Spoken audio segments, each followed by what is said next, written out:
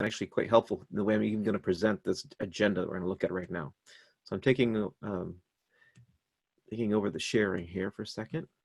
I'll zoom. Yeah, I've got to actually allow it to. I just upgraded to Catalina, so I've got to say yes to all security things now. Okay, zoom. Yeah, right. Okay, that's good. Okay, let's see if I can do that now. There we go. Zoom would like to record the computer screen. I guess we say yes. Okay. I've already done that. That's fine.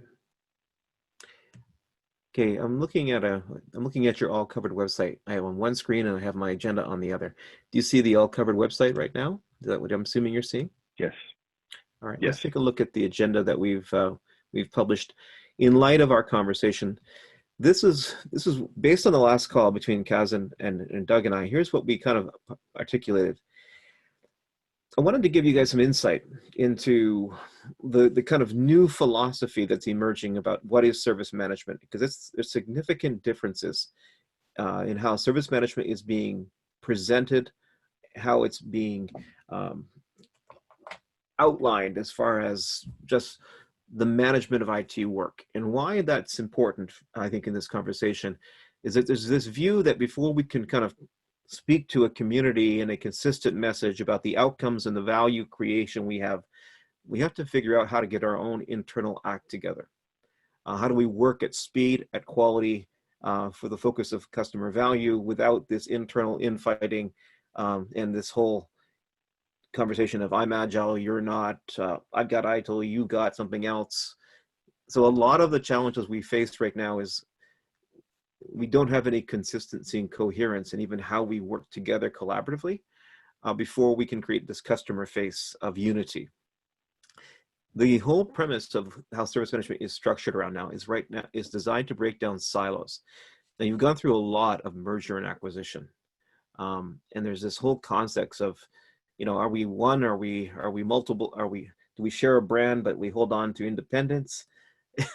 And what does that do for velocity? Or even the concept of shared definition. This whole discussion up front is how do we work together as one? How do we see ourselves as one? In fact, I sent you guys just before we started this new conference presentation I'm creating right now, which is how big is your definition of us? And it's really about this discussion. So I thought it might be good to kind of start there, part because you might be interested to see how ITIL and service management has evolved, because now we talk about an integrated story. It's not ITIL or Agile or DevOps or Lean. It's, yes, all of the above is service management.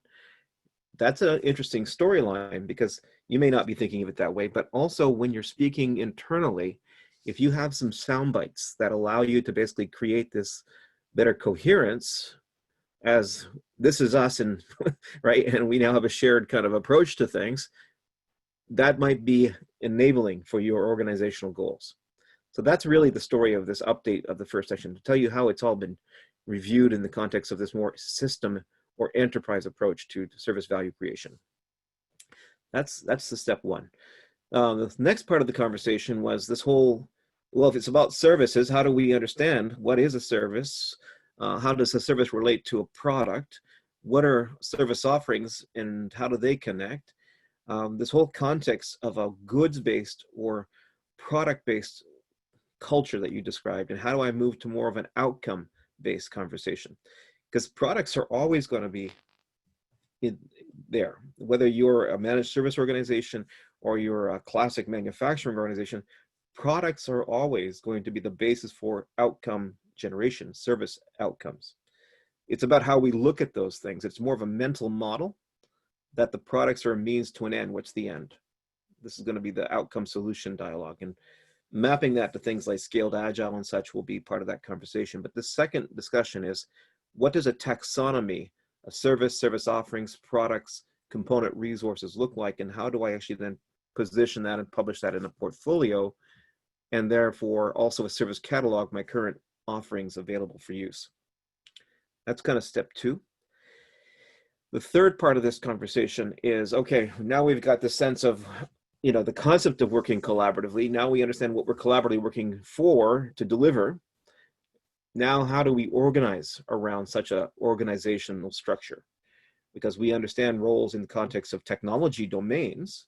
We understand roles in the context of maybe different individual organizations, but how do we create some kind of set of roles that are responsible for governance to hold consistent practice across a very diverse and complex organization? What does a product owner look like? What does a service owner look like? Just 1 second, folks. I am working from home, and my wife locked my dog in the room here with me. Unfortunately, I have to let her out. No problem. She's needing to go. Please excuse me. There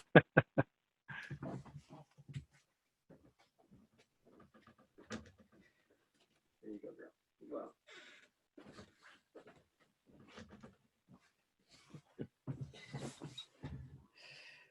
I don't think she meant to do that, but here we go. So this concept, relationship managers, products, service owners, we'll look at the Google SRE model, how it all comes together as well. The service management office, and though we didn't talk about it, Doug, this SMO concept, a structure to create consistency and coherence across structure itself, can actually be even leveraged higher into what's been often talked about as service integration and management, or SIAM. So that's kind of the next level of this structure for governance, for coherence. So there's kind of an evolutionary set of stages here. So I've given you a kind of a, well, not so brief, but a kind of a holistic view of what we're looking at. Does this still make sense as kind of the conversation approach as far as the knowledge transfer part, before we then get into the next part, which is we present back and we talk about action steps? Is that still valid in what you're looking for? And if I had to focus I think so. Go ahead, please. Yeah. So for the benefit of Karsten and Moto, Kaz and I have had this discussion already, but this whole thing started after Kaz and I were seeking out information related to Service Management Office and what that would look like. And Troy actually has a really good video on YouTube, which I linked in the invite, related to Service Management Office and creating one in your organization. And if you watch that video, he really kind of expose the pains and virtues that we're suffering right now in our organization. And being a global organization with a product management team and a service management team, and the challenges of integrating between them, and kind of making all the cogs and the machine run smoothly. And so that's what created this relationship, is this need for what we think would be a service management office. And so I think that what you've outlined here is good. Hopefully Shinya joins soon, because he would be representing the product management side of the organization, and some of the challenges that we're facing there with defining clearly what the roles and responsibilities are of each person in the organization as we try to integrate product and services together. But I think the outline is good. I would love to hear from Karsten, Moto, and Kaz if you have any additional comments.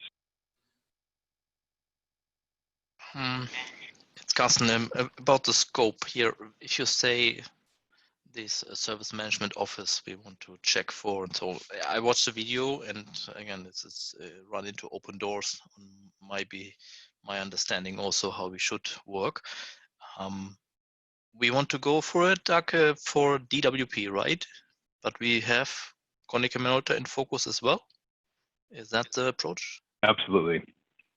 Yeah, going back to that that presentation that I shared early in the conversation with the three boxes, right?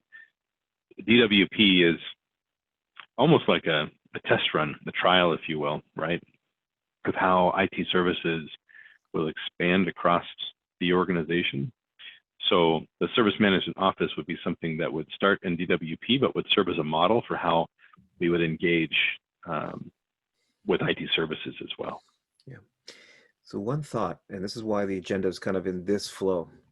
You really can't sell the concept of an SMO, a service management office, until you have an organization that understands it's connected to deliver value, and that shared practice is even a goal. And that's difficult to actually convince unless they understand they're in shared outcome generations, right? And that those outcomes supported by products, which have product teams, which are more than just the developers. Cross-functional full stack product teams actually have a total constituent membership from all members of different value chain elements. And so this concept of creating many of these roles down here, you're not going to get any buy-in until you have an organizational culture that accepts the first two parts of the agenda. To start with the SMO without the first two in their minds as the goal is actually a doomed adventure. Does that make sense as I describe it that way, Doug? It does. Right, because you're kind of selling the means, but you haven't actually sold the end. And we got to start with the why. And that's why I'm hoping to share that, again, not simply for the education of the folks on the call today, but my whole goal here is also to give you the talking points, the logic trees, the concepts that to present first before you then introduce, we need an SMO. That becomes oh yes, we need one, only when we get through the agreement on the first 2 points of this dialogue. So that's why we've got it in this structure as well, and why I really wanted to have the 3-part conversation. Okay, so with that context, then we're going to move into this dialogue, and I may, from time to time, go ahead, please. Can I say something? Yes, go ahead. Yeah. Shinya is going to attend this meeting, right? I mean, yeah. He is. Shinya He's just going to be a little bit late. Yeah. Also, Brack's attending is needed. Yeah, he's a leader of productization team. Barack is not attending this meeting. Yeah, it's okay. Not today, but we need to have alignment with Brack for product Absolutely. perspective. Thank you, Kaz. So that's the reason. So this is the first steps of our team interlock with PO team. So he's handling the demand management and the product owner. Then that's the reason. So we need to address at the briefing phase. So the DAG and Troy is mentioned. So will still be our principle is about the product out. That reason, so the service requirements and the processes or technical service, something like that, always something missing through the development process. Then that's the reason, as a first step, or how we interact with the PO team through the SMO type of efforts. Then after that, deep dive with development team, how to implement by their side.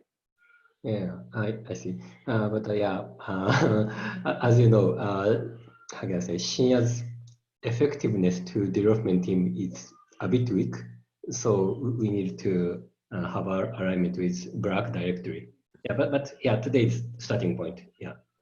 Yeah, I understand your point. So that's the reason. After current coronavirus passed away, after that, so that Doug and me is thinking about so that we need to deep dive and face-to-face deep discussion with development team. So I think we are on the same page. Got it. Thank you. Okay, very good. So it's interesting timing, folks, for this conversation, because yesterday, well, the last 3 days, I've been delivering the pilot course for High Velocity IT, which is one of the ITIL 4 books that has come out. And it talks about how to create and stand up a digital services organization. And some of the conversations we have today are going to be totally in alignment with that. Of course, you already have an objective to create a digital service organization. And so I may use some of the visuals that I literally just taught using as an internal pilot. This course is going to be publicly live in about 3 weeks. So I have that up. I've already sent you this morning that brief presentation I said I've been working on at the same time. So I might go back and forth, but of course this will actually be recorded, so you'll have all of that. Before we actually go in, based on Doug, your introduction, I'd like to begin with this slide, because this is an interesting slide that's a talking model that you can leverage in a book that goes with it that represents the story that you just told in a way that I believe is going to be a good sales tool for you in your journey. And I had this book introduced to me going back a few years now by a large global services organization, and they had made it mandatory reading for all of their sales and marketing as well as their product management organization. And let me describe what you're looking at. So the book is called B for B, How Technology and Big Data Are Reinventing the Customer-Supplier Relationship. First of all, is this a book you're familiar with, or am I introducing something that's relatively new? That's new to me. Okay, so let's talk about, it talks about 4 levels of relationship that a provider can have with a consumer. And that's a big part of the ITIL concept, is we're going to talk a lot about consumers and as our customer conversation and getting into that relationship that you described. But the kind of provider that you are is very different. Some people have said to me, you know, we need to get out of the order taking context. We don't want to be order takers. We want to be partners. Okay, well, first of all, that second part is good, but we still want to receive orders, because you know, if we're a service organization not receiving orders, this is a bad scenario. So it's not about receiving orders or being an order taker. It's what kind of order taker or partner, better words, we want to be. And this model really describes how we move from a technology or product focused more to an outcome and value-based focused. This is part of this discussion. Now I've got the slide not in full mode. Is it visible, or should I make it larger? Just before I begin, I want to make sure this is going to be seeable for you guys. Is this good? Is this size? I can see it fine. Okay, so let me walk you through the levels of the model. Level 1, I'm a goods or product-based provider. My brand is based on standard, reliable products that people trust in the organization, but I am pretty much a transactional provider. There's very little penetration of relationship. In fact, it's a goods or products-based relationship, and as long as my goods or products, stand up, then people will continue to buy. But very much, there's a meeting at the door. I'm going to actually switch between this deck and this presentation I sent you earlier this morning to kind of talk about the relationship levels that I'm describing. So what I'm describing, and these are visuals in ITIL 4 now that describes relationship types, okay? And so we can talk about 3 relationship types. Now the interesting thing is that these relationships apply both to how you collaborate or not internally within the Konica Minolta brand, or how you could relate to a customer in that context. So it's simply between a provider and consumer. And we have providers and consumers inside our brand as well, because an infrastructure provider is going to be providing services to an application group as a consumer. And so there's always going to be a provider-consumer concept inside or outside of your brand. The question is, what kind of relationship do I have with them? The transactional relationship is hands-off. I have a good, if you want it, you can buy it. But there's very little relationship. There's no intersecting, if you will, of this organization to the other. It's just a transaction. The next level up we're going to see is called a cooperative. This is where organizations come together for shared purpose, but not really. They're coming together for individual purpose, because this relationship works for me. I get something out of it, you get something out of it, and as long as we continue to individually get something out of it, then this relationship will be strong and we'll continue it. The moment I feel I'm no longer getting something out of this relationship I want, or I get an opportunity to go over here and get something better because their offer is better, I leave. So I'm only in this relationship as long as individual needs are met, right? But there is this now basic intertwining. And you could argue that maybe in a managed services context, that's maybe most of your relationships, right? But there is exactly right. Yeah, but at least I live inside of your organization and you are living partly in mine. And we call this the line of visibility, where there's penetration to both organizations. The collaborative relationship is different though. This is all in, committed. We share both value, objectives, goals, and risk. I'm committed to this relationship, and it's very difficult to break because we share risk, and the reality is this is really going to be mostly when a merger or acquisition happens, or when a trusted provider, as we're going to see on that previous model I'm going to go back to, becomes so deeply embedded within this other organization that they're in essence adopted family members. They've lost all distinction of us and them.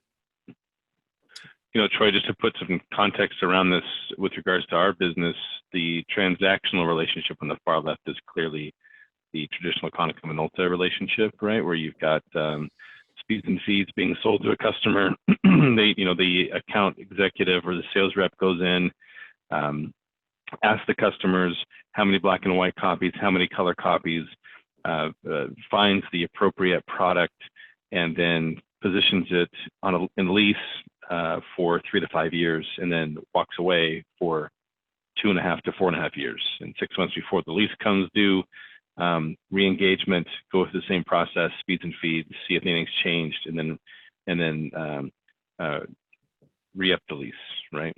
Mm-hmm. Then the middle one, like you pointed out, that's definitely the managed services world, where we're providing value and trying to demonstrate value, but there's really no shared benefit and certainly no shared risk. And then on the far right is our most recent relationship with Ned and Rich, which is a very collaborative partner that essentially acts as if they're part of the Konica Minolta family that does share risk and also the benefits that come from meeting those corporate business objectives, right? So I think you've nailed all three of the relationships that we're working with today. Would you all agree with that, Kaz, Karsten, Moto? Yes. Now the challenge comes, guys, when you need to have a collaborative relationship, but you're working cooperatively. This is more of an inside the Konica Minolta brand conversation. We're only participating, we're two discrete entities, and we're participate as long as it makes sense for me. It's for individual goal achievement, not shared goal. There are no shared goals. And that is when we have an organization, a team, that basically holds on to the rights of the individual as more important than the transcendent purpose of the organization. And so in this context, what will happen is there's no desire for shared practice or process or tools. Now, I will only interface with you when it makes sense to me or it's to my advantage. I have no desire or even see the need for common or standard. And that's where things break down. When you have a cooperative relationship, when you actually should be having a collaborative relationship. And that's a problem we're going to be talking about in the first discussion this morning. Does that make sense? So I recently wrote an article called on CIO.com. Well, I wrote it, I was interviewed for it. The causes of IT dysfunction.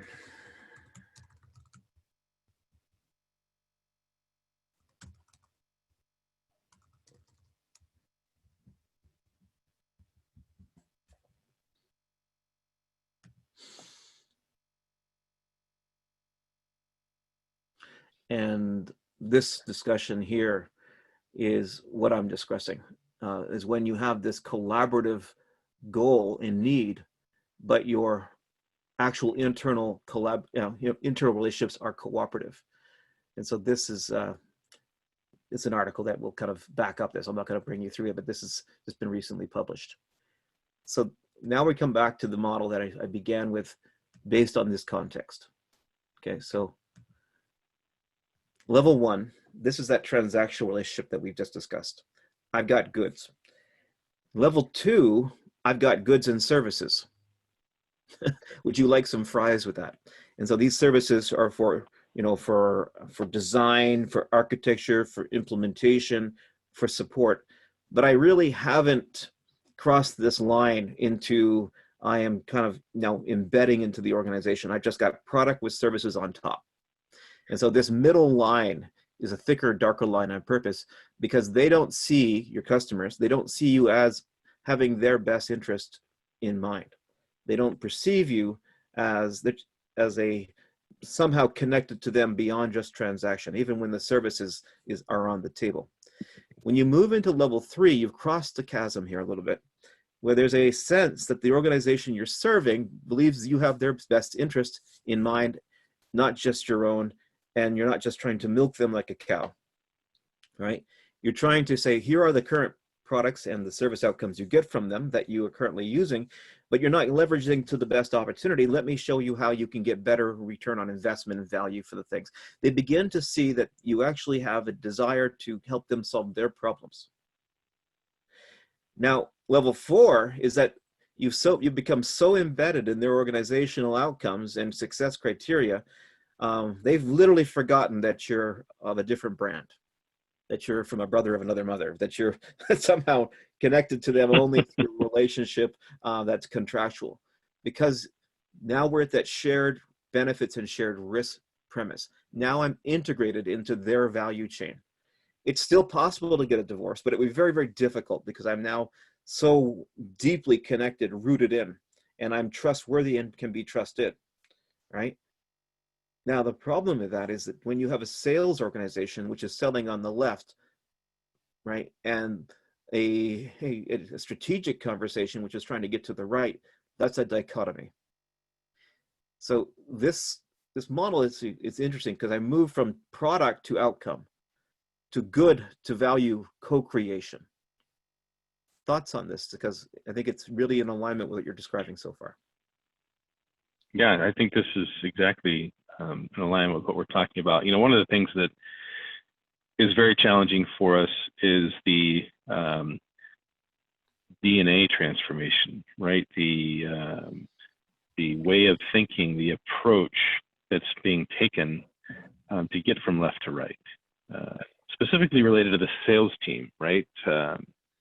Transforming that person that has face time with the customer, changing the conversation, changing the approach, changing the outcome is proving to be very difficult. If we incent them based on numbers of products sold, it will be. If we incent them on finding win-win co-created opportunities for value, that's a different story. Often we contradict our goals by our sales metrics and performance approach. That's right. People do what they're incentivized to do. Or our engineers, when they're doing pre-sales engineering, are selling products versus outcomes. Outcomes are supported by products, but they're what's first in the conversation. Yeah, that's also part of, that's a DNA problem as well, right? Because you've got engineers that, you know, there's one thing that we know about every engineer that we've ever met or worked with is they value competency, right? Every engineer values competency. If they didn't, they wouldn't be in the business. And part of that competency is that suite of technologies that they feel comfortable with, right? So when they approach the customer, they bring with them a duffel bag, if you will, of things that they're good at. And if you go outside of that duffel bag, they get really nervous and anxious because they lose that confidence and feeling of competency. So that's definitely something that from an engineering DNA perspective is a challenge for us, is having a conversation that has no product discussion whatsoever, right? We don't want to talk about the fact that we have a Sophos firewall in our workplace hub. We want to talk about the fact that we can deliver to the customer a sense of security to ensure that their network and their data and their infrastructure is going to be secure. The minute we start talking about a product, we move from value to product. Yes. Now, we're going to have roles that are going to need to be involved in this. We're going to see this afternoon. This whole engagement dialogue that we see here between a consumer, customer, liaison, account manager, a service outcome / product owner, these will be critical success factors to achieve that relationship type of scenario. And again, I'm preceding our conversation because if the roles don't understand their approach in this context, they won't act as outcome owners, they'll act as goods and product owners, which you'll see in this diagram are back here. They're more back office. There's a difference between a product owner and an outcome owner, or a solution owner, if you want to use a different word for than service. That's the outcome that's being achieved, not the product that's being sold. Now, again, I know that you might have questions based on this, but there's a difference even in how I look at things relative to the concept of a minimum viable product that I put in front of a customer versus design thinking. Let's create the problem before we talk about solution. Is that a concept in your organization that you're working around, this concept of design thinking or being introduced versus minimum viable? No. Okay, so that'll be something interesting, because in the Agile community, we like to think a lot about minimum viable, which comes out of a book called Lean Startup, how do large global organizations keep nimble. And there is a value to the concept of minimum viable for rapid iterative type of development. But there's actually a growing movement in the DevOps movement to actually go back to something from the 1960s called design thinking, which is to co-create and emphasize with the problem before I introduce a product solution. Shift left on ideation before I talk about what it is I'm selling. All of these things we're talking about begin the journey from left to right on that model. So I wanted to go there first before we got in here, because everything now we're going to be talking about is in respect to how do we get to the right of that model based on your introduction. Okay, questions or concerns? Just some additional comment that yeah, actually so far the company is having mainly first the product, and this is what salespeople then sell the product. So this real mind switch is to give them, as Doug already said, what is the requirement of the customer, what is really to fulfill, and how to fulfill it with which tool or product in the end. That should be flexible, replaceable. So tell me, today, do you have an outcome owner who would be speaking about an outcome represented on your catalog, which is part of your portfolio? Or do you have just product owners? And product owners are the thing, the outcome owner is the solution. It looks like we have right now just product owners, for my opinion. They sell what they know. Yeah. Yes. And this relationship management or account management role here will sell what's on your catalog, or they'll sell the product depending on their mindset. They sell the product, yeah, more or less, right? Okay. So this will be a very critical set of roles to get to this afternoon. But before that, we've got to actually talk about what is a service versus a product. Mm-hmm. Okay. Okay, good. Yeah, so it's 7 a.m. Pacific time. Shinya was scheduled to join the call now. I just pinged him because I think before you go any further, it's really important that we have Shinya on the call. So maybe now is a good time for just a short 5-minute bio break. Maybe by the time we get back, Shinya will have joined us. Would that work for you, Troy? That would work fine. Would you like to just quickly ramp him up to the conversation so far? I know that we're slow to get into the deck, but I think this is more important to have this conversation of setting first. So would that be okay if you Agreed. Agreed. Okay, thank you. Absolutely, yeah. All right, so let's take a 5-minute break, come back at 7:05 my time, so your time plus 5 minutes, and hopefully by then Shinya will have joined. Sounds very good.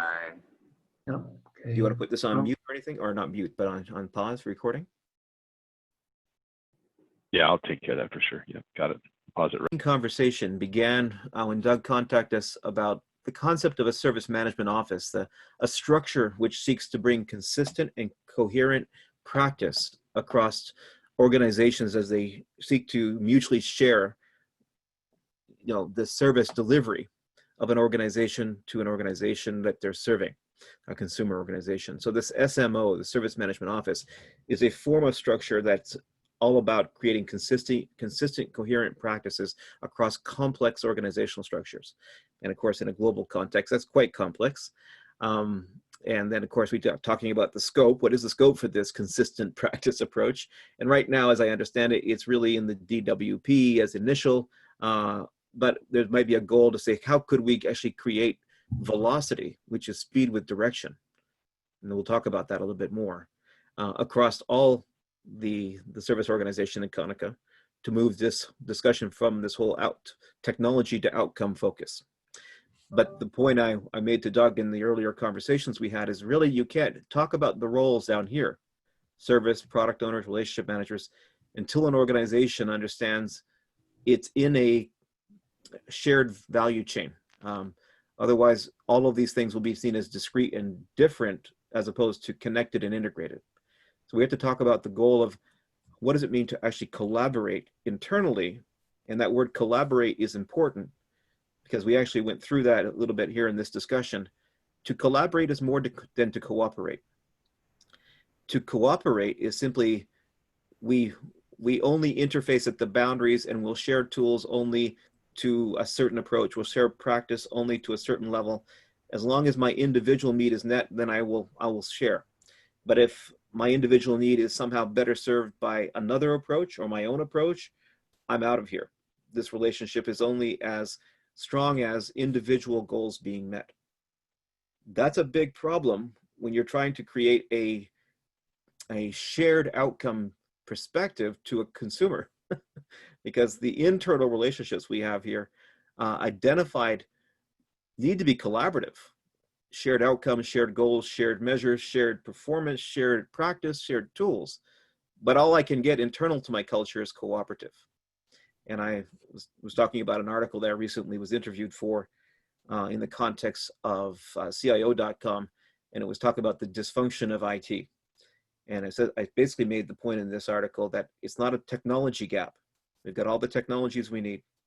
It's not a framework gap because all these books exist to tell us how it should be done.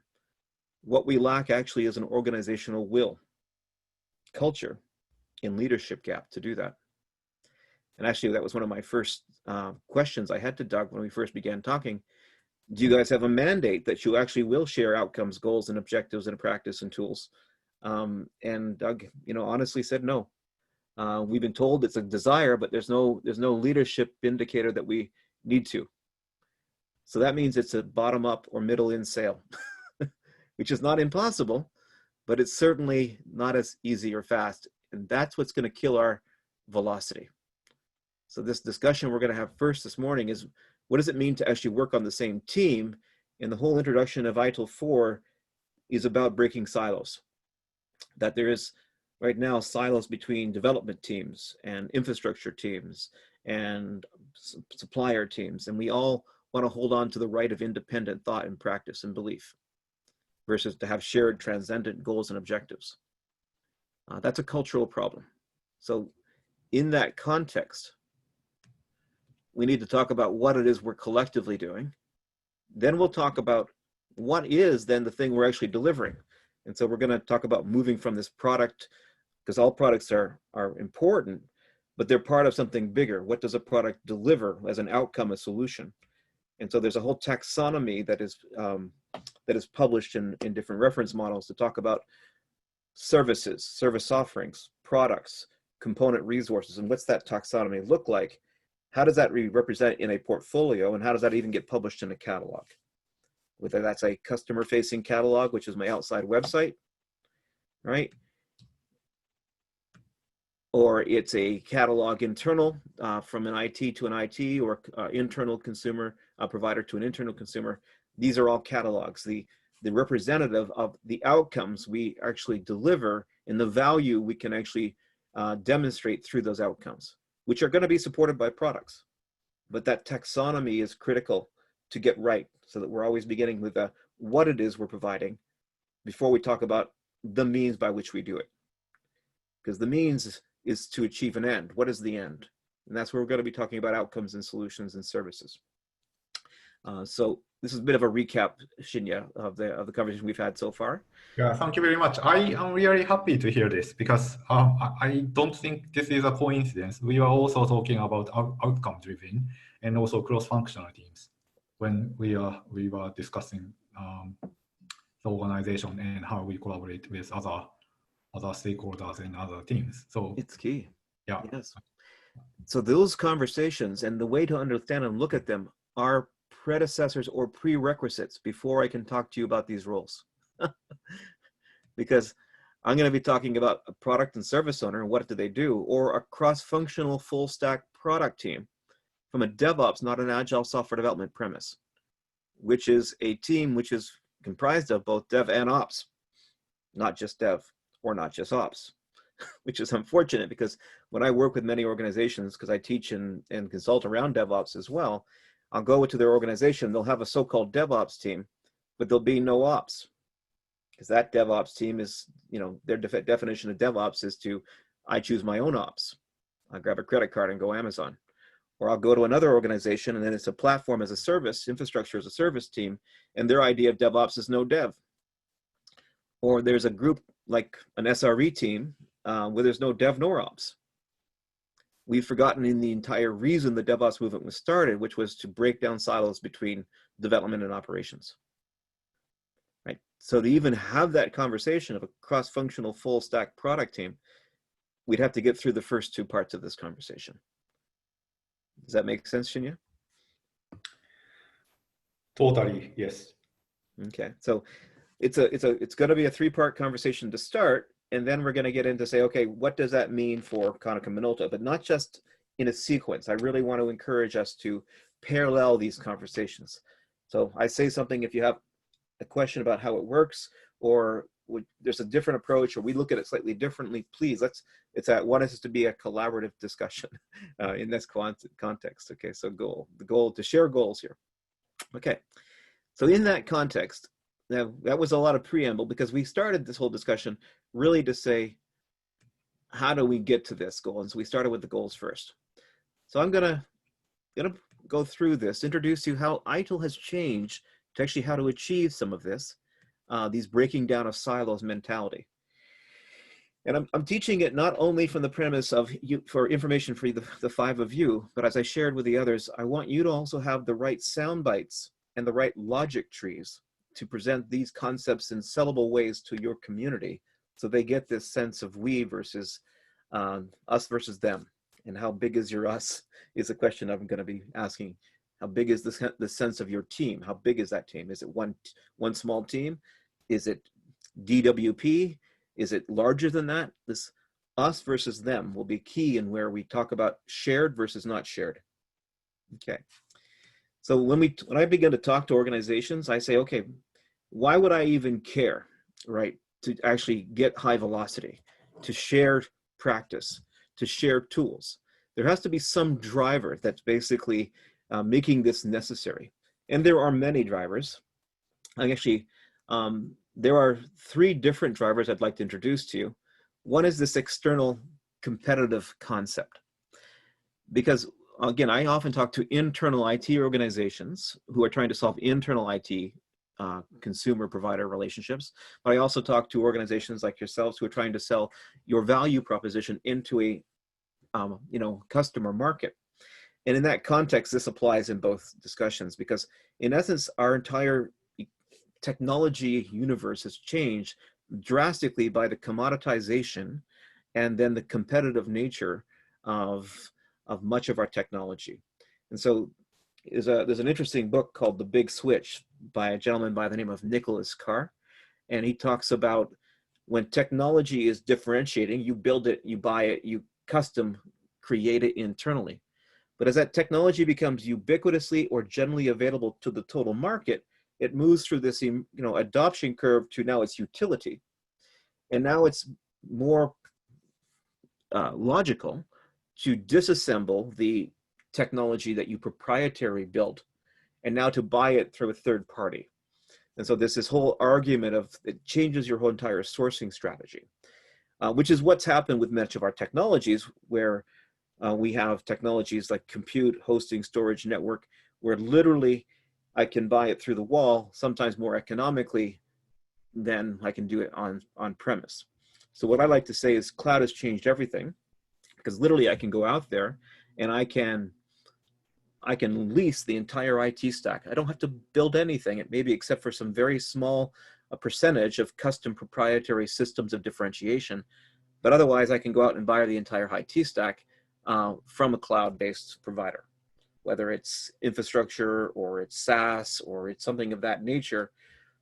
Very few organizations have differentiating technologies that they have to have in-house anymore. So this rise of disruptive competitive is a driver. And so to be able to go at scale at speed is going to be critical for organizations to retain their business.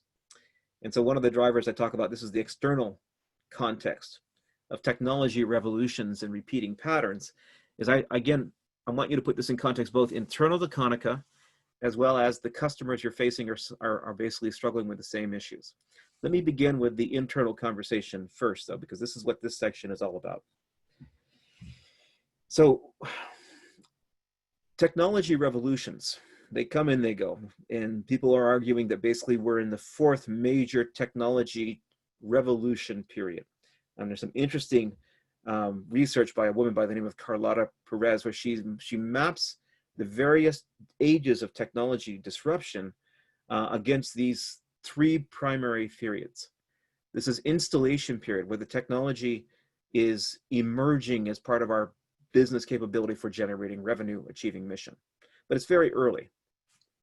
There's a turning point where the rest of the world basically realizes, wait, this new thing is not just a in the lab kind of nice to have. It becomes now critical for achieving mission and for revenue generating.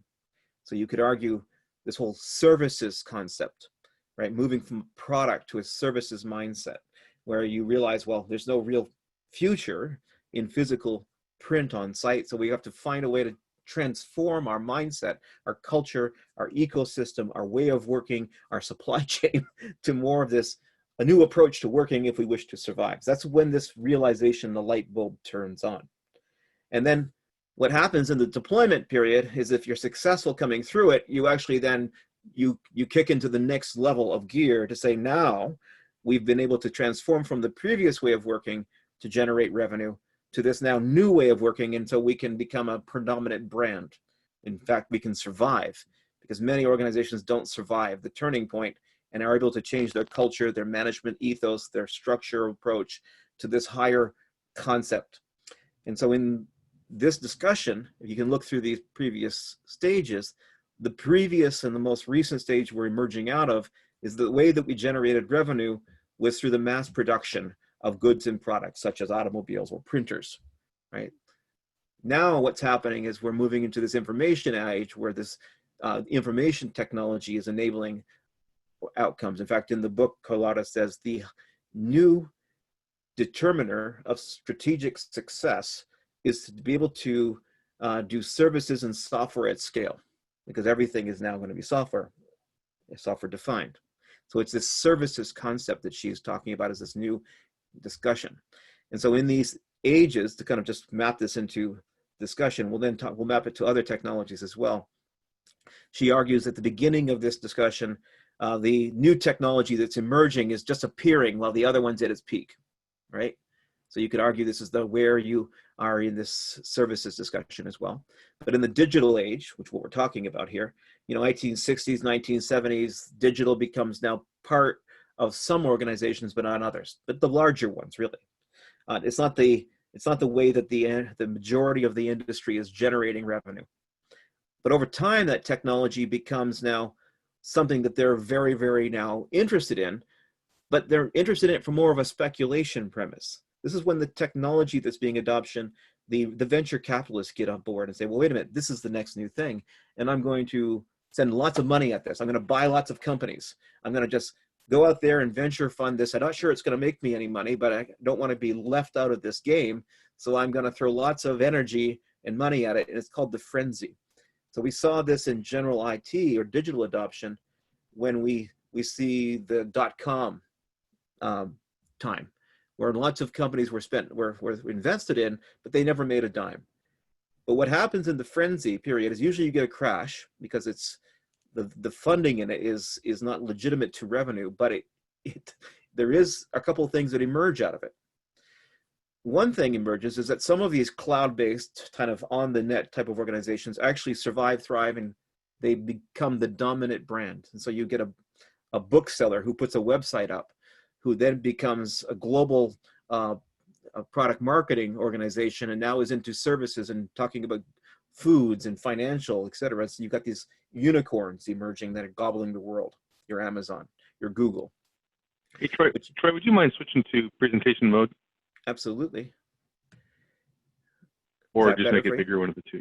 There it is, yeah. And so this frenzy, you do get some organizations emerge out of it as the predominant brands who invented this mode. But you also get organizations who were part of the previous technology disruption, leaders of it, recognizing that this is the future and get on board early in this installation period. You could argue Microsoft, after it figured out its leadership challenge, was able to move from a goods-based, product-based orientation to a services-based orientation as a leader. So a brick and mortar organization reinvents itself at the early phase of a technology adoption curve. So you got two types of organizations coming through here. The invented on the web, or the brick and mortar who turns the corner around how it is they actually perform. Now, this is when the rest of the world wakes up. OMG, if we don't get on this new technology, this new outcome approach, if we can't figure out how to get ourselves aligned around it, leadership-wise, structurally-wise, culture-wise, technology-wise, then we're not going to survive this. And this is when the words transformation get thrown around like crazy, because literally it is. It's a transformation of way of thinking, believing, practicing, working, even presenting ourselves to an outside consumer-based organization. And if we can't survive this period, we're going to be ourselves a target of merger or acquisition. So I'm working with lots of organizations right now that are struggling with this. It's not a technology struggle. They go out and they buy all the technology, right? It's not a partner supply struggle. They can go out and they can engage with different partners to plug into supply chain. It's not a knowledge, because the books exist on how this all exists or how it works. Their biggest trouble right now is a people change. They can't even agree that they should agree across silos, that even agreeing is something that they should do, let alone come up with a consistent, common, and standard approach to do something, right? So many organizations I'm working with are going to fail miserably, and they're not going to survive this transitional period, which is what happens in every installation period, by the way. At one point, there were over 40 organizations building cars in Detroit. Now there are 4. So the organizations that can get themselves together and understand that velocity equals speed with direction, everyone's pulling in the right direction, the same direction, are the ones that actually survive the transitional period. Because if I put the word agile on the screen, Doug, what does agile mean to you in just English language definition? The word agile. Nimble, able to turn on a dime. Yeah, nimble, able to turn on a dime, the ability to pivot based on changing dynamics, right? But what if every part of the organization decided to be agile in their own way? What would happen to velocity? Which is speed with direction. I would assume that it would slow down if everybody's going different directions. If they're all going the same direction, it would increase, right? That's correct. Most of the organizations I'm working with can't even agree that they have to have a shared direction or a shared practice or a shared tool, right? There's this sense of I get to decide truth for myself versus to have shared truth. Shared truth is not the goal. Individual truth, only when it's in my advantage that I'm going to actually get something out of this relationship will I agree to collaborate with you. Or not even collaborate, cooperate is the better word here. Because until I can actually get this, we the people find something self-evident and true, and we the people is this larger brand, not my individual team, not my individual product, right? I'm all going agile, but in all contrary directions. And so you can't operate at speed as a system that way. The only way for a system to gain velocity is to be agile as a system. Shared value, shared belief, shared practice, shared basis of prioritization of work. If everyone has different values, different beliefs, different practice, and different basis of first, second, and third of priority, this transitional period is not survivable. You're not going to be able to emerge on the other side, where now the rest of the organizations that have survived through it have basically emerged around this transformation. And now they're generating revenue, they're building brand, they're building market share, and they're also gobbling up the ones that weren't successful through the transitional period. So interesting question, folks. Where do you think we are in the digitization journey? Moving from analog to digital to services. What do you think? What period do you think we are in this fourth major information technology revolution? Frenzy. Maybe in transition period right now. Yeah, we're in transition period. So the thing is, what you're trying to do is noble and appropriate, but you're not leading the conversation, are you? Right, trying to translate from the previous technology product approach to services approach. We are in the transitional period, and I would argue we're on the far right side of it. And so why am I doing this discussion? I want to show you something. I have to go into a slide, out of the slide sorter mode. What I like to talk about is that to change requires three basic things. And this is something called the Gleicher model for change formula. And the change formula basically goes like this. To change, an organization to change to a different pattern of thinking, behaving, believing, practice, three factors must be true. A dissatisfaction with my current state. Current state no longer works for me. A vision of a future state. I now see what I'm going for, both at a management level, kind of enterprise service management approach, a product services outcome mindset, the organizational structures I would need to support that. That's the end in mind, right? And a knowledge of first steps, which is the roadmap. I can't do it all at once. I have to take this in small steps. All three factors have to be greater than zero to ever be greater than the cost or the risk of the change that I'm envisioning, which is a change to move from this previous way of working to this new. So this D, dissatisfaction with current state, it's not working the way it is, in my opinion, more important than the V and the K. And why am I even having this conversation to start this way? It's because unless I can tell you to convince you guys that current state isn't tenable, then the best story I can tell you, which I'm going to try to do today about what good looks like, and even a roadmap of how to get there is useless. Because D, if it's zero, means everything is still zero. Now there's two other drivers I want to bring to your mind, but this first one is the strategic discussion. Thoughts or concerns about what I'm describing so far?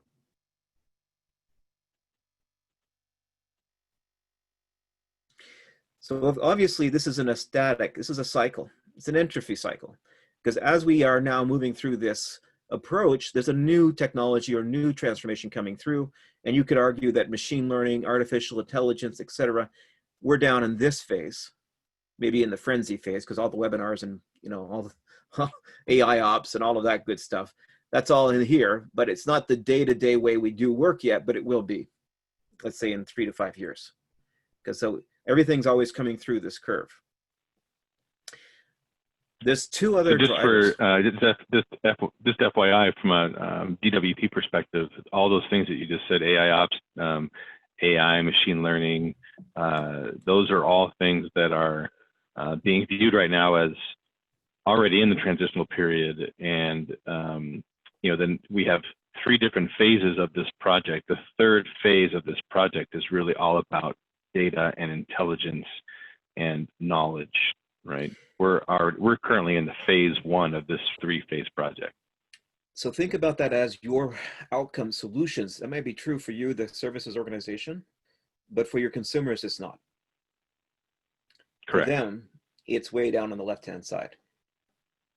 Right. So there's always that perspective. Like, you have to bring it online because it's the thing of the future and you want to invest in it. But right now you're venture investing in it. It's not revenue investment. Over here, funding for that technology will come from commercial sales. Right now, funding is coming as strategic investment on the potential of revenue. Does that make sense? It does. Right.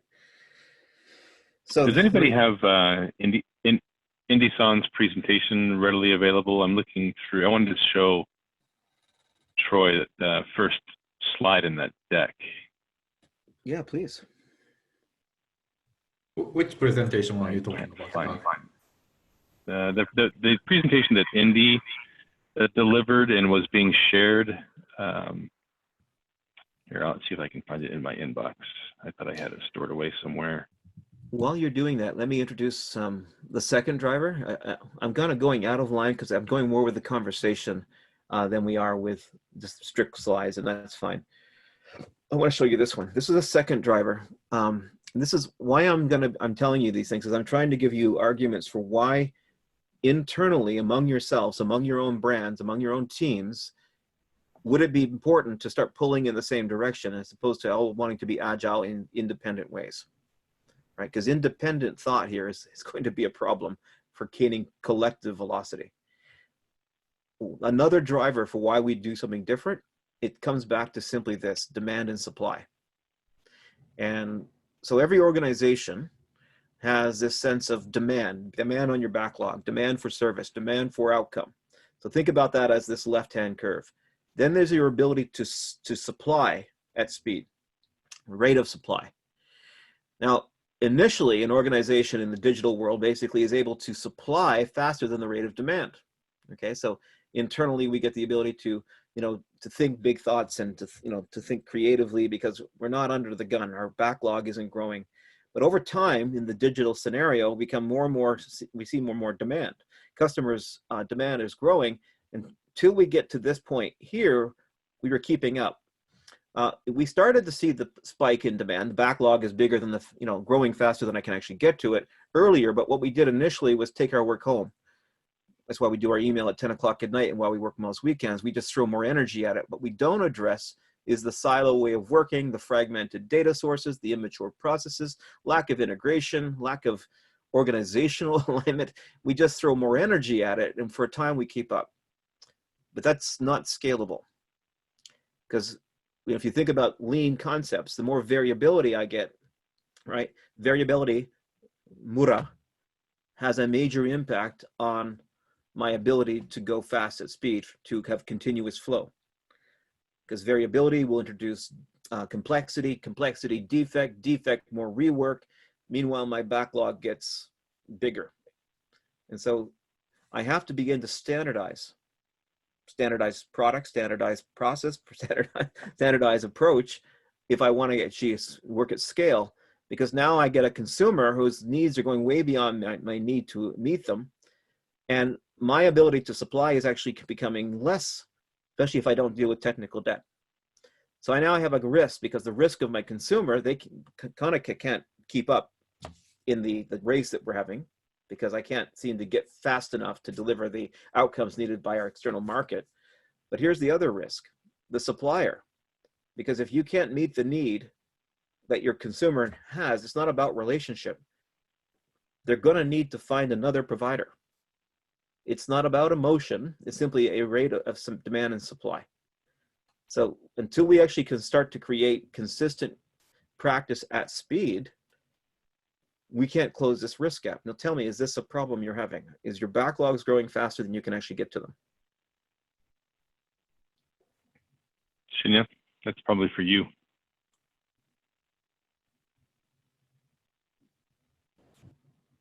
Yeah, I was having trouble unmuting. Yep. And the only way you're going to get there, Shinya, is standard practice, standard products, standard outcomes, standard approach. Not every individual team defining truth for themselves. Yeah, and but our service delivery also is a challenge with that as well, Troy. So I wanted to share a couple of slides out of a deck that I've built related to service level management, end-to-end service level management, which we have a challenge with right now, just in delivering our DWP offering, right? And what's interesting is that you just, I think, spoke to one of the biggest challenges that we have, is all these underlying systems that are not integrated, that are not unified, that are not harmonized.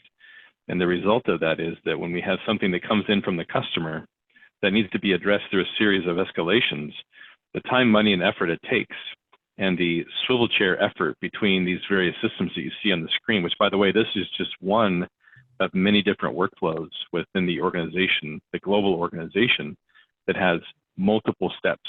And at each step, we lose context, we lose knowledge, we lose time, we lose the ability to meet the SLA that we're supposedly offering our customer. This is the one from BUS. This is a different workflow for a similar issue at BUS. This is Europeans workflow. Now this is improving, but it's good because ServiceNow is being integrated more in the UK or BEU, excuse me, Europe. But we still have swivel chair, we still have lack of context, we still have these other challenges that prevent us from really meeting those objectives. Because every time you have a handover or an integration point, you have a queue. And if each queue is reprioritized according to the individual who owns that queue, you denigrate velocity. Right. That's right. Right. And then if the queue gets large enough, you have muri, inflexibility and overburden. What happens to quality when we get overburdened? Right. So now you're in a negative loop for service experience. But it becomes because we can't even agree that we should agree across teams, because our us is only as narrow as the individual team I'm currently in. This is a mental model problem. Right. That's right. I also wanted to share this presentation. This is what I was looking for, Shinya. It's a presentation by a senior executive within the organization related to our digital transformation strategy, helping our clients transform, right? Obviously, we're transforming as well. So we're kind of changing the wheels on the car as we're traveling down the highway at 80 miles an hour. But we're doing it for the purpose of helping our customers transform. And we're using products, as you can see here, right? Mm-hmm. And service to do that. The journey is to help the customer transform digitally using both our digital services and our digital products, but ultimately to the far right is where you have exactly what you described: high level of engagement, true partnership, leveraging data, right? Not products, not even services, but rather artificial intelligence and machine learning and other methods of helping that customer realize value from their IT services that they're being provided. So we kind of walk through these 4-step maturity levels to what we ultimately call the intelligent connected workplace. But it's quite the journey, right? Right now it's on a slide deck, and it looks great on a slide deck, and there's a lot of work going on in the back end, but we're struggling to continue step by step by step. And Shinya, maybe you can add to that, because I know you're intimately involved with all these steps. Yeah, and actually, from the plan, we are first focusing on this maturity 1 and maturity 2 level, I guess. Mm-hmm. That was what was discussed in midterm plan. So maybe these are the focuses for what we will be discussing. Yes. Could you go back to slide 2, please? So this is a very good slide because it's going to align with everything we talk about today. We need products to support service, to support outcomes. This is going to be definitely in alignment with our conversation. But if you had to draw a slide under this slide, you'd have to have structure, process, and approach consistently defined to deliver your outcomes. Because to deliver these outcomes to customers, the way that you are working under it is your critical success factor. I can create a storefront that looks good, but if I'm broken in the back office, right, I'm going to have a problem, because I want you to think about digital products and services as having 3 key components to it. There's the back office, there's the front office, which you're looking at here, right? And then there's the digital product and service outcome that you're coming out of it. But if the back office is broken behind the front office, this is a facade. And so the culture and way of working is a critical success factor. You actually want to deliver on this. It's just, yeah. In fact, let me align this with even this context here. May I take it back for a second? This is really good. We'll come back to this. Absolutely, yeah. Slide because it's a great slide we can actually tie into. I want to show you something. It's not in the deck I created for you, but it's the one I sent you this morning, because it's out of this high velocity course that I was telling you about, but it's in the deck I sent this morning. And that's this. There's a difference between IT transformation and digital transformation. So this is out of the ITIL book, High Velocity IT. So in model 1, I have various individual teams trying to transform, but they're silos. Okay, there is no us IT. It's just one team over another team, one product group or another product group, one organization that's been bought versus another product, and we'll cooperate at best, but there is no us other than just my own silo. You can only transform in one group. Transformation is limited to the purview of how big your us is.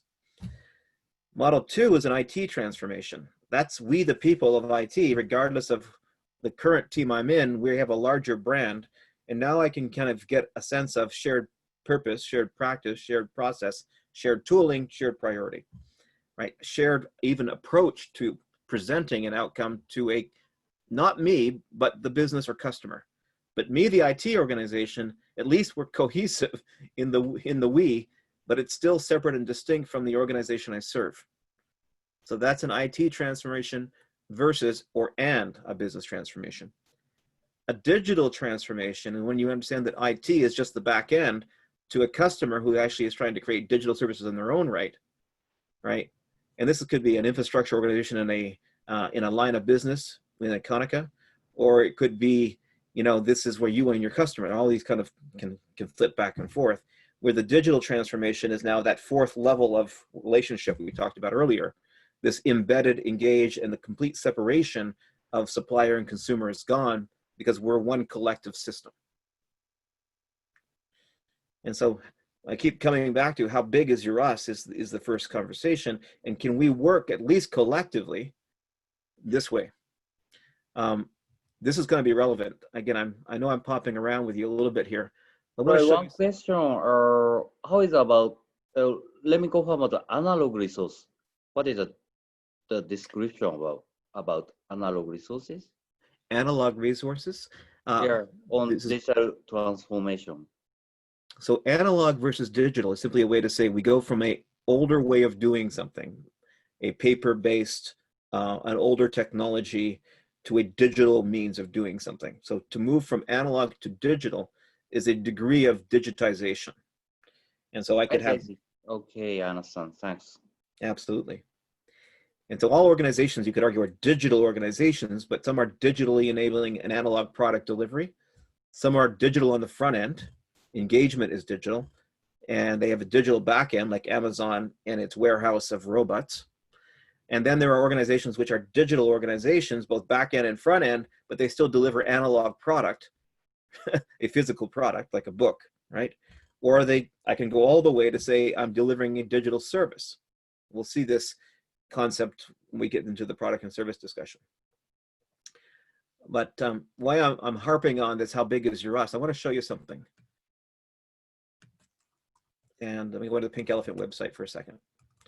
I'm really focusing on the cultural discussion underneath your catalog right now, because I can sense, and based on my experience with global organizations, even getting the concept of collaboration going is a very difficult thing to achieve.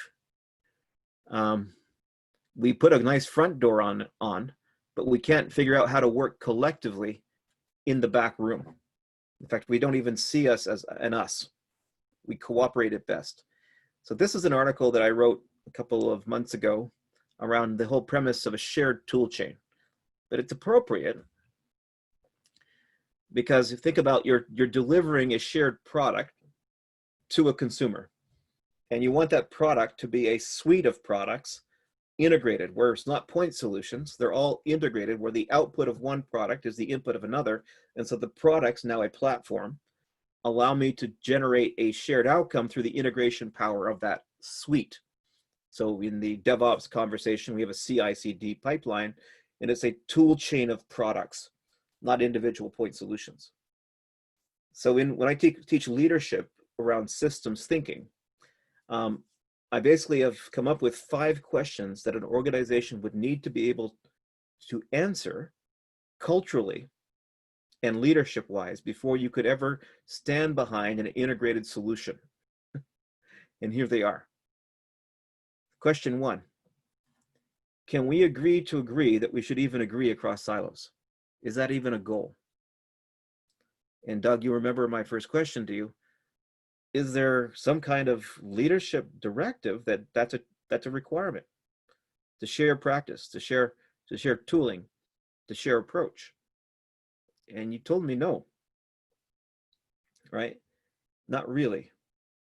Okay, that's, unless you want to just challenge what I said, that's my understanding. Then if we can get past question 1, we can agree that agreement is actually the goal, and that process and tools then are the basis for achieving that goal. Can we agree on one thing to do versus 5 things to do? Because complexity and variability are going to totally impact my ability to do things at speed, at quality, with high value. Variability, mura will kill me, right? So I've got to reduce complexity, come up with standards. You can't do DevOps without standard artifacts, standard objects, standard scripts, standard environments, standard approaches. Now that we can agree on one way of doing something, a standard, can we agree that that standard is not overly complex? We keep it lean, right? We don't over-engineer it. We're engineers, that's hard.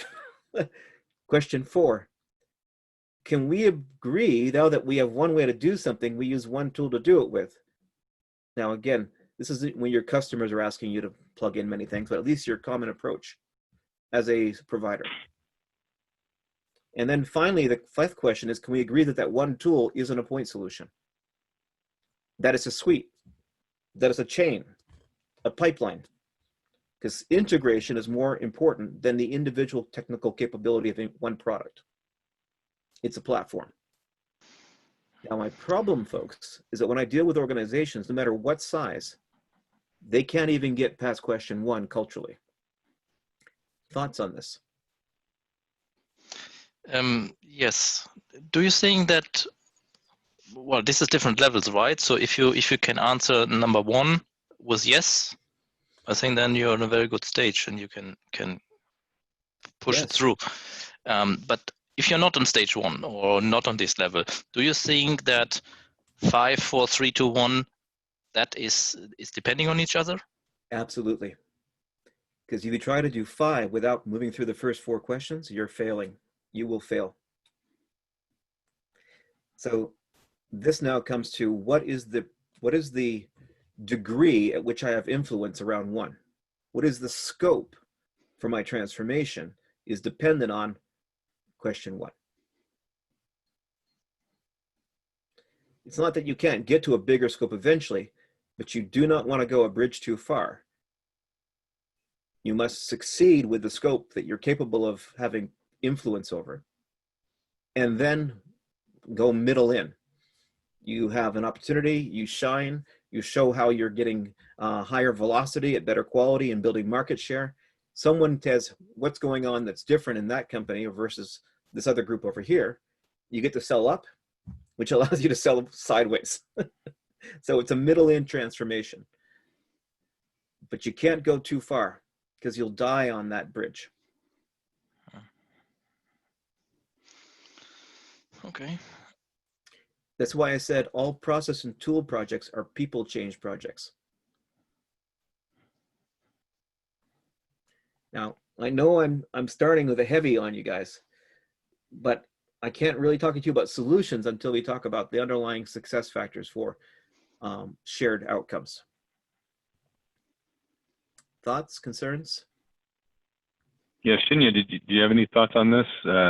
As Troy said, my answer to number 1 was not really. And if you disagree, I'd love to hear from you. Yes, I more or less have the same view. And simplicity, it's terrible because SPI and our team is separate. That's already a complex we are having.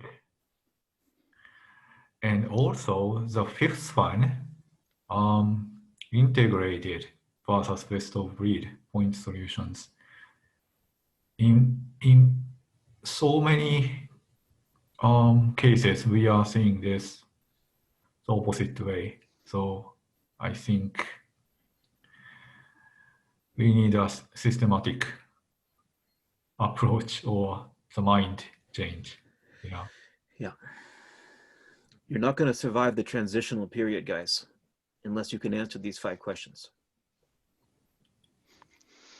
Well, from the way of Konica Minolta and generally works overall, not breaking down yet to SPI, DWP is whatever. No one will answer these questions. But I think this is what we're starting here now in our smaller team or in our other or in DWP or SPI. I think here I see it reasonable that we can answer these questions. There's not even maybe one person to decide that, but I think, and this is also the discussions we had with several teams,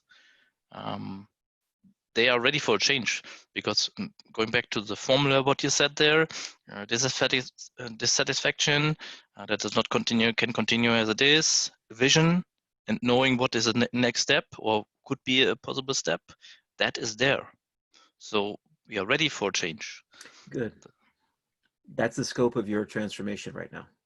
And the leadership of that organization, whatever its size, has to be aligned with this vision.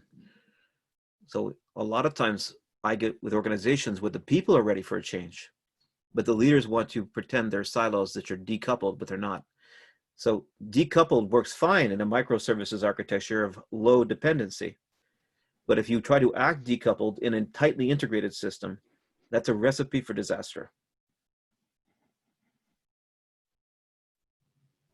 I'm sure this is something that you've faced as well, but change in an organization as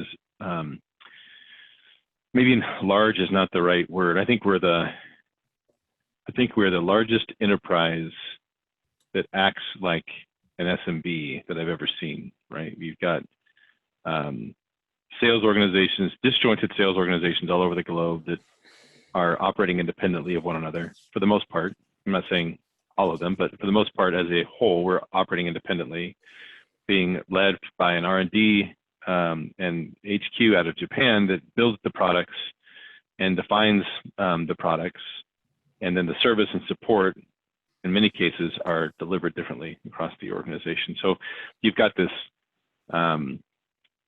traditional business that is required to keep the lights on, right? It's making money right now, and in order to transition or make this shift, that can't go away. That traditional business needs to continue in order to keep the lights on as we make that shift. So that, I think, is an elephant under the rug, right? An elephant in the room that needs to be addressed with how do we manage change without having a significant and commercial impact on the way we do business. So that's a conversation we talk about in the high velocity organization course, where you have an organization, macro brand, and there's different value streams. There's the classic production value stream that you're talking about, and now there's this new services value stream. Do we need each to be tightly sharing? Not necessarily. I can have a different culture in mode B and a different approach in mode B, especially because it's, it could accept higher risk, because right now it's not the primary generating of revenue capability. So we'll approach things differently in one organization versus another, and that's an area where allowable variance makes sense. We're not trying to pull the other organization into that right now, especially if it's a, it's at a life, the whole buy, hold, sell, right? I'm holding that one. I'm not trying to increase it or to put much more into it because it's end of life or it's at the commodity stage, versus I'm investing in the area where I have new possible emergence of capability. That doesn't mean I have to have the same culture in all organizations, but I have to, at least in the organization that I'm trying to create higher velocity in, be able to answer these questions. So this is... Yeah, you said a few things there that are really interesting, and I again, anybody on the call that feels differently or wants to contribute, please do. it doesn't feel like we are holding that business. It feels like we are creating a new business and then leveraging resources, capacity, skill sets from the traditional business to feed the new business at the same time. For instance, the sales organization, right? There's this need to sell services and this new DWP product line that we've developed, and we're using existing resources to do that work. So there's really a split. You know, it's not building up a new organization, leaving the old one as it is, and strategically and skillfully pulling resources and pulling skills out of the traditional business. It's, let's take the whole of the business.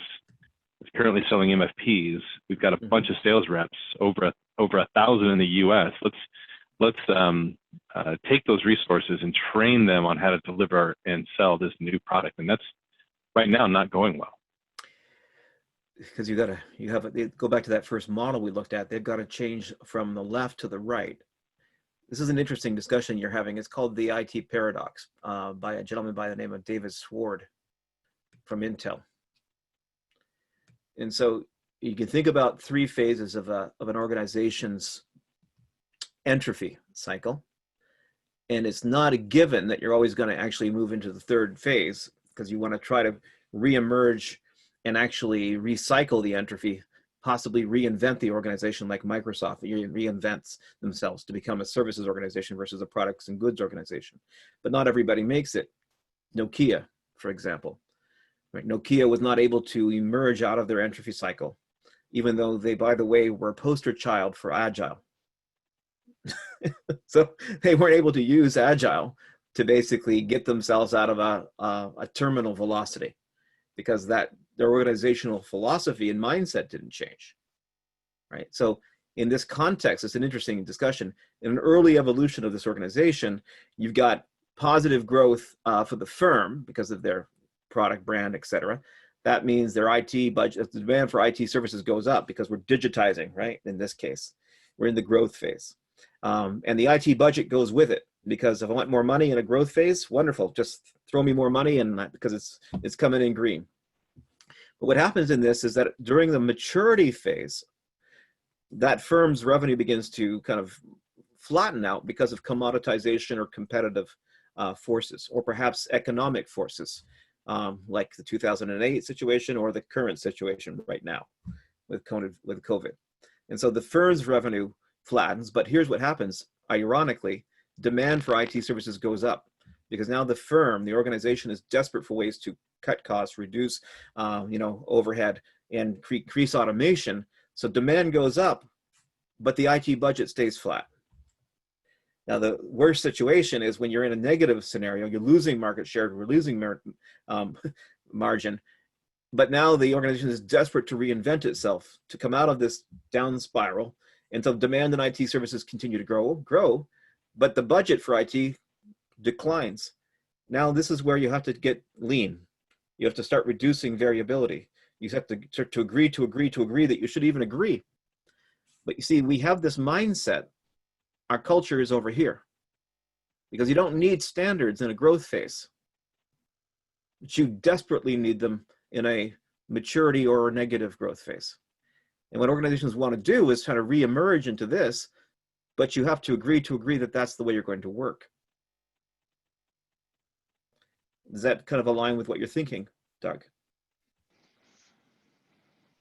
Our culture still is on the left, but we're really in the middle to the right. So is that then a good momentum to help organizations to agree? Yes, that's exactly why this is in here. This is a leadership deck for DevOps. If you recognize that you're not on the left, that you're on the right somewhere, you will actually realize that you're up against it, and you must change your way of working in the transformation period. Otherwise, you will be Nokia. You will be Kodak. Okay? You will be Blockbuster. And this whole premise here, this is a manufacturing concept that's quite interesting, that maps to this discussion, is that I have ways of creating outcomes. I can do them custom, engineer to order, right? There is no standard. I can have a standard for a period of time, one customer, one project. But after the customer is gone, the project is over, we go back to engineer to order. Everything is custom.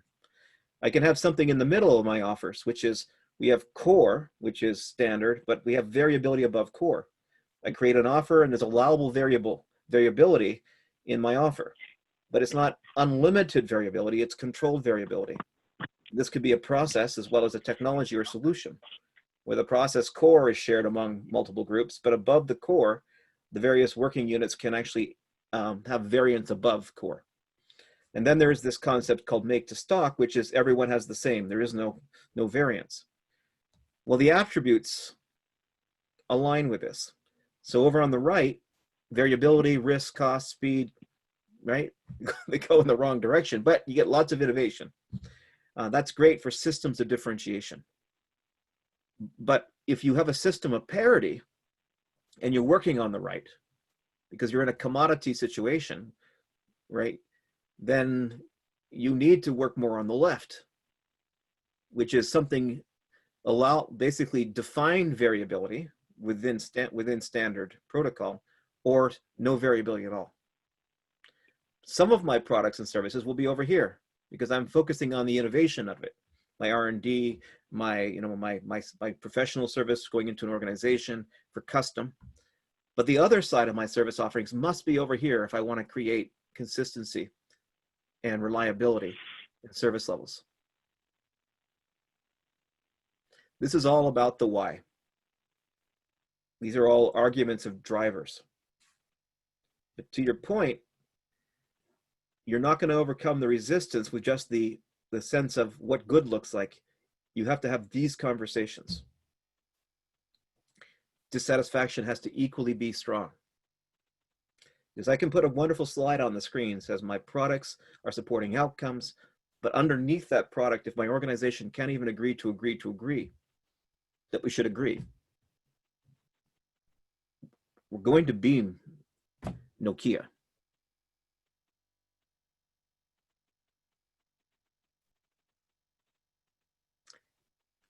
Thoughts, concerns?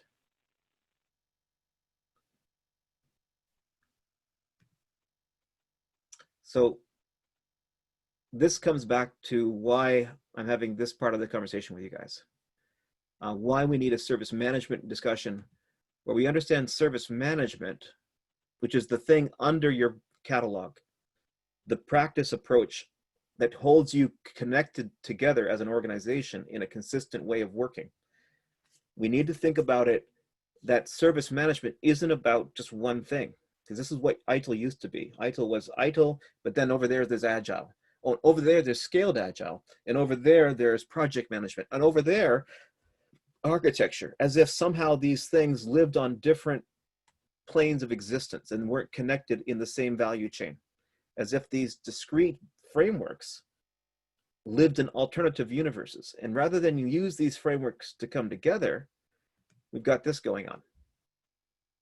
We use them as weapons of war. I've got ITIL, you've got SIAM, he's got COBIT, she's got DevOps, no, I'm lean. And so we use them as tools to argue the right to independent thought and practice and belief versus as reference models to basically get work done collectively in an integrated way. This reminds me of the meeting that we had, Shinya, in Germany, where we got into a conference room for less than 30 minutes and kind of aligned SAFE and ITIL. Yep. Because everything basically happens, guys, on a value chain. That's where I want to start with this. So I'm just going to skip a couple of things. Well, first of all, we have to do things with quality, yes, but we have to also do it at speed. If I can't get through my value chain at speed and have a competitive cost to an alternative provider, then the best quality in the world is going to still not get me what I expect. I'm working with organizations now today that takes 6 weeks for them to spin up a virtual server. Great virtual server. But thinking about a lean value stream, do you think most of that time is active or wait? 6 weeks to spin up a virtual server. Is it most of it active or wait? What do you think? No one's Wait. wait, because as the handoff of work goes from group to group to group, the unit of work sits in their queue because everybody believes they can reprioritize work by queue as opposed to by value stream. They believe in the right to independent prioritization versus shared view of prioritization. And of course, that's killing me on cost because variability has only one implication on cost. Multiple ways of doing something, more costly, right? So quality alone is not going to actually generate a sense of value realization.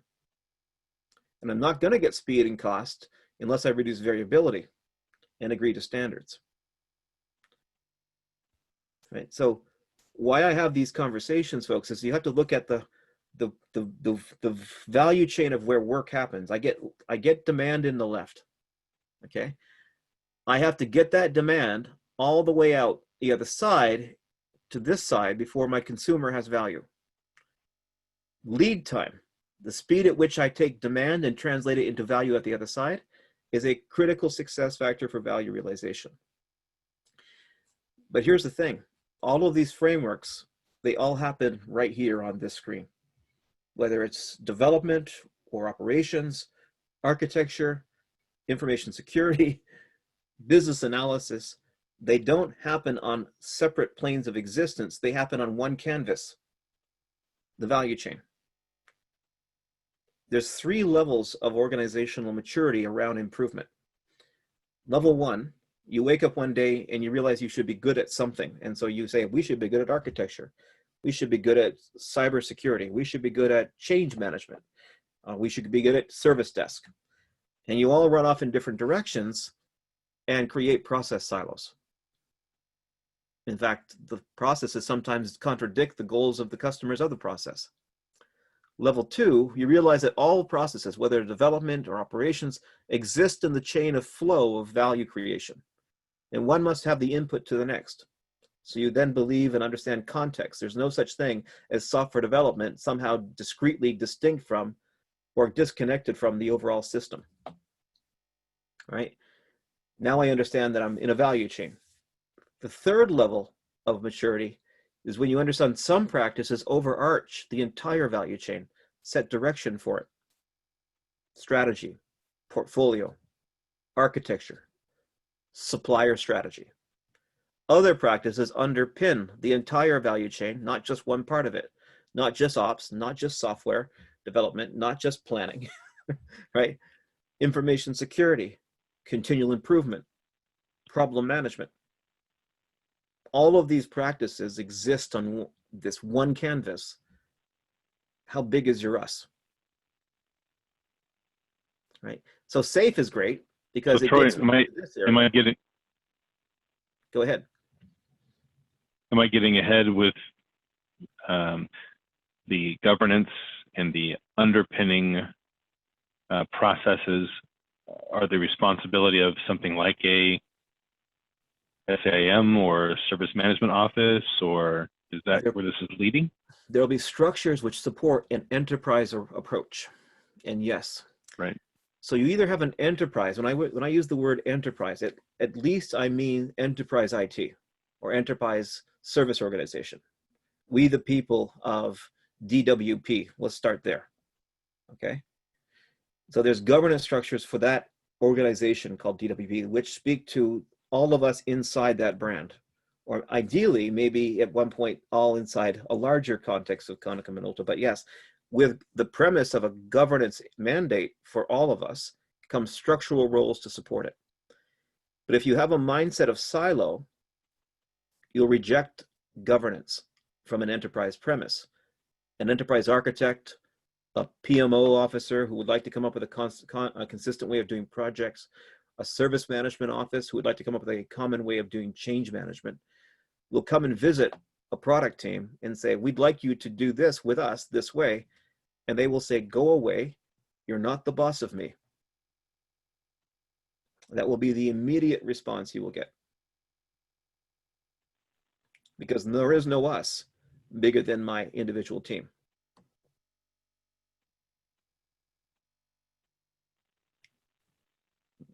So we teach enterprise value chain thinking to begin breaking down the silos of how big is your us.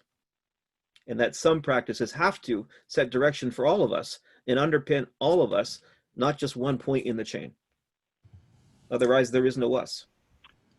So does that mean the whole business unit organization structure should be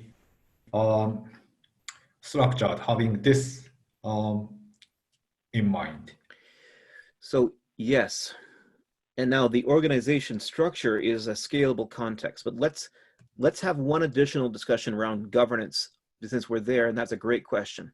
I want to talk about the difference between centralized, federated, and decentralized governance.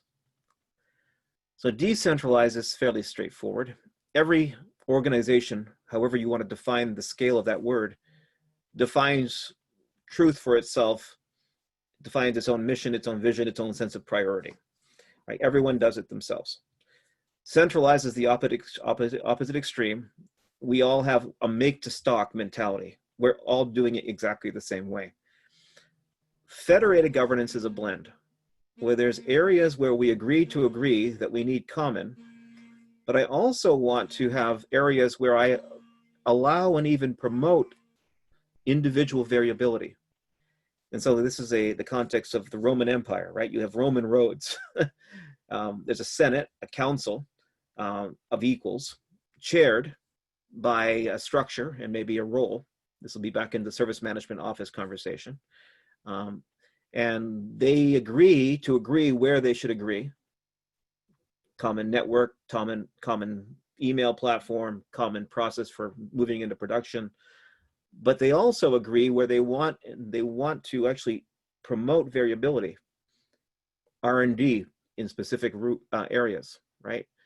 So there's a discussion of some things I want in common, some things should be centralized for scale because it's a commodity, some things I actually do want to leave as the right to independent decision in the various organization.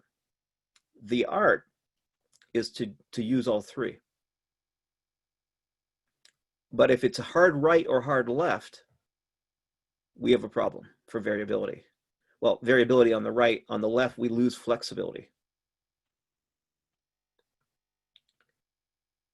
Does that make sense to you folks so far? That was a great question.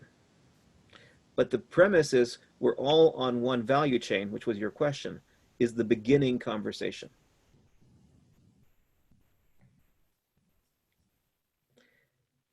So, yeah, I wanted to share something, but I have to build it to share it. So if you give me just 1 second, Troy, I'll get my thoughts on a slide really quick, and I can share this just really quickly to put some context into this. While you're doing that, I'd like to share this one slide here that's in the deck, which is where I'm going to go, and then we'll talk about that, what you're going to share. So here's the balancing act, guys. We have to find a way to create this sense of collaboration, the us versus me and you, or us and them, at least within our own team, before we can stand behind this catalog. So we have to find this balance between the individual rights and freedoms of the individual, right? And the need of the many outweigh the rights of the few, which is starting to move more towards centralized. Either extreme is extremely, extremely negative. The state is the purpose, or me and my own first. You begin to deviate left or right on this, and the organization, the community, the nation, the company begins to break. This is the concept of a team. Okay. I know this is a tough one, but even this conversation of how big is your us comes back to it.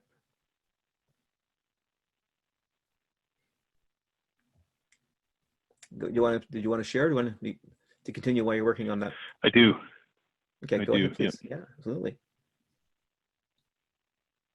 Okay, let's see here.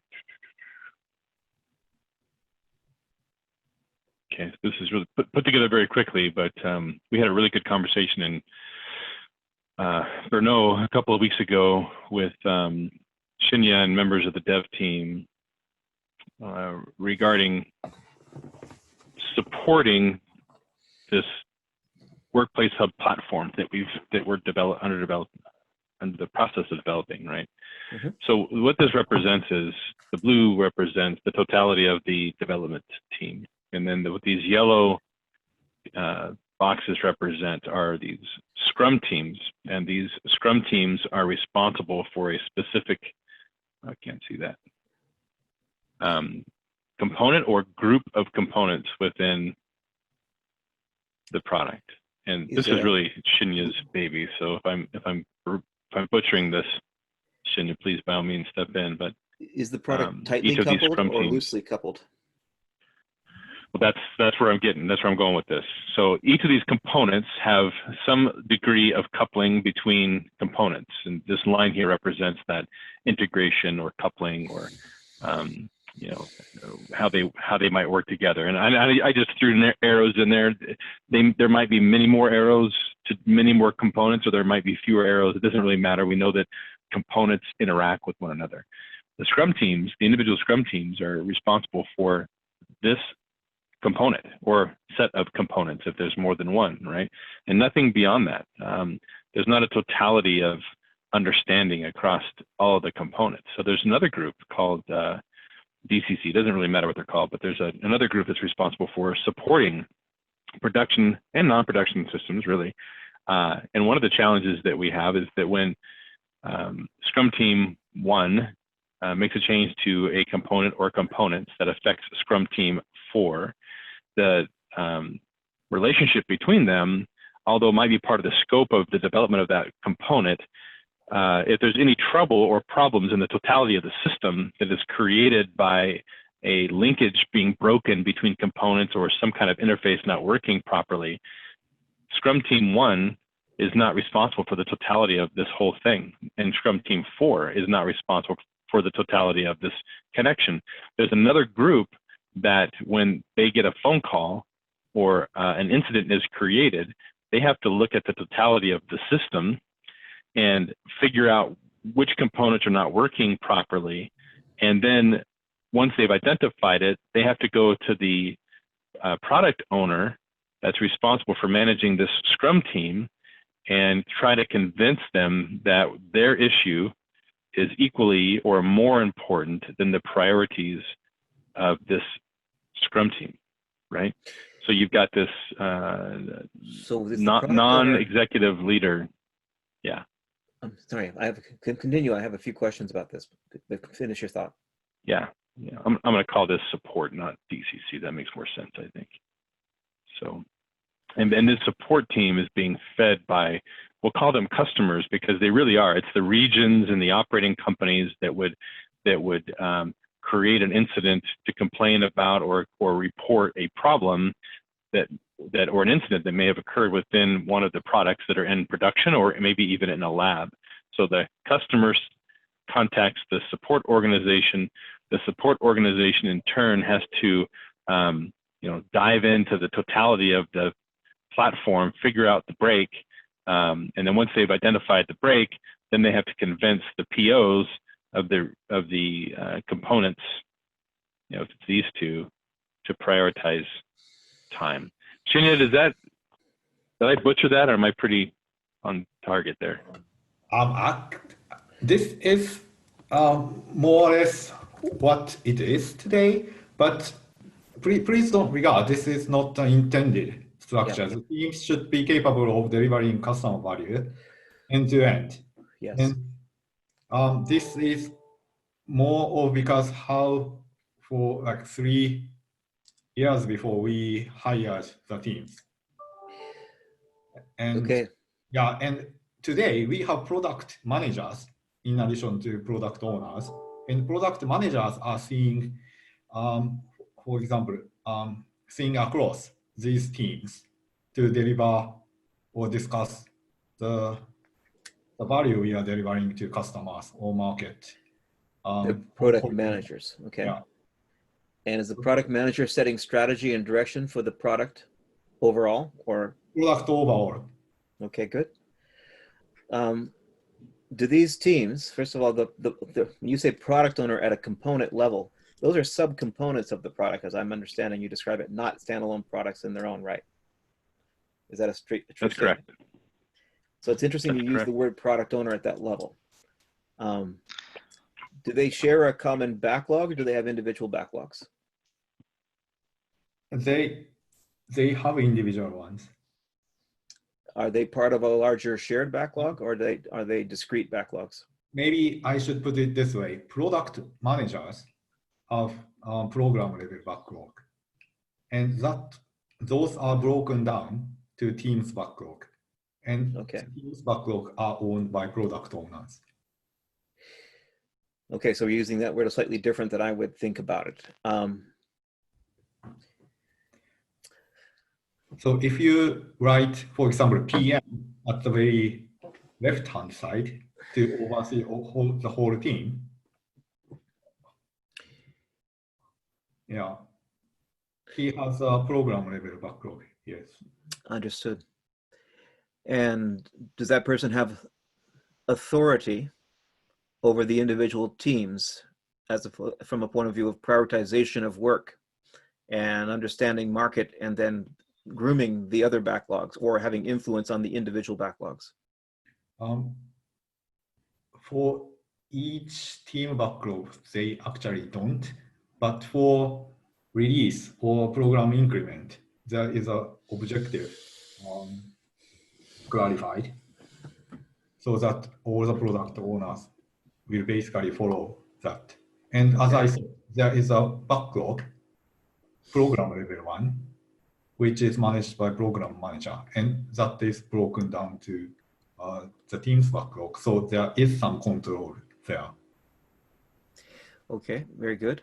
And from what I understand, they have an accepted responsibility for both planned as well as unplanned work. They are the production support for unplanned work for incident management. Yeah, exactly. Yeah. Okay.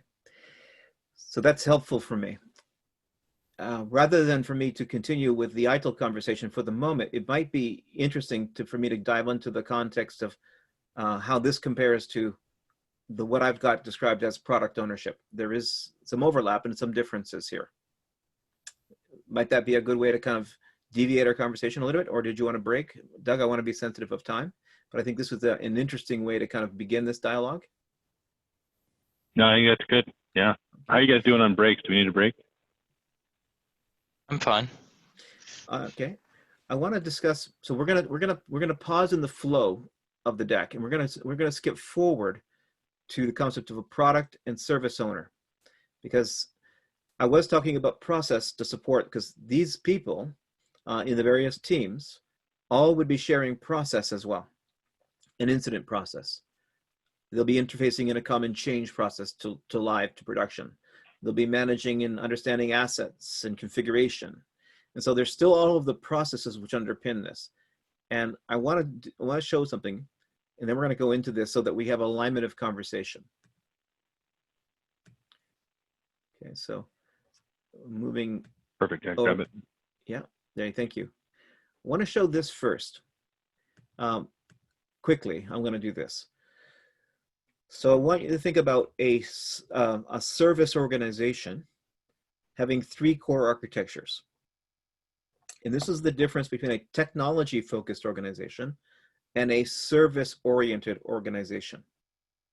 A technology organization understands what it is to manage a technology and data architecture. And so when I say architecture, think of them as a set of components. Now I'm going to be using the word component differently than you, because the application or set of applications are only a series of components, not the full system. So you might be quite shocked by the way I'm going to actually describe a product in a moment, okay? But this technical architecture is for me to take technologies of different types and to assemble them into products which allow me to enable to deliver services. And even those services will have a taxonomy, because I can have a back-end service support a front-end service, which supports a customer service. So there's service taxonomy as well. And this context of a process architecture always exists. All organizations have a process architecture.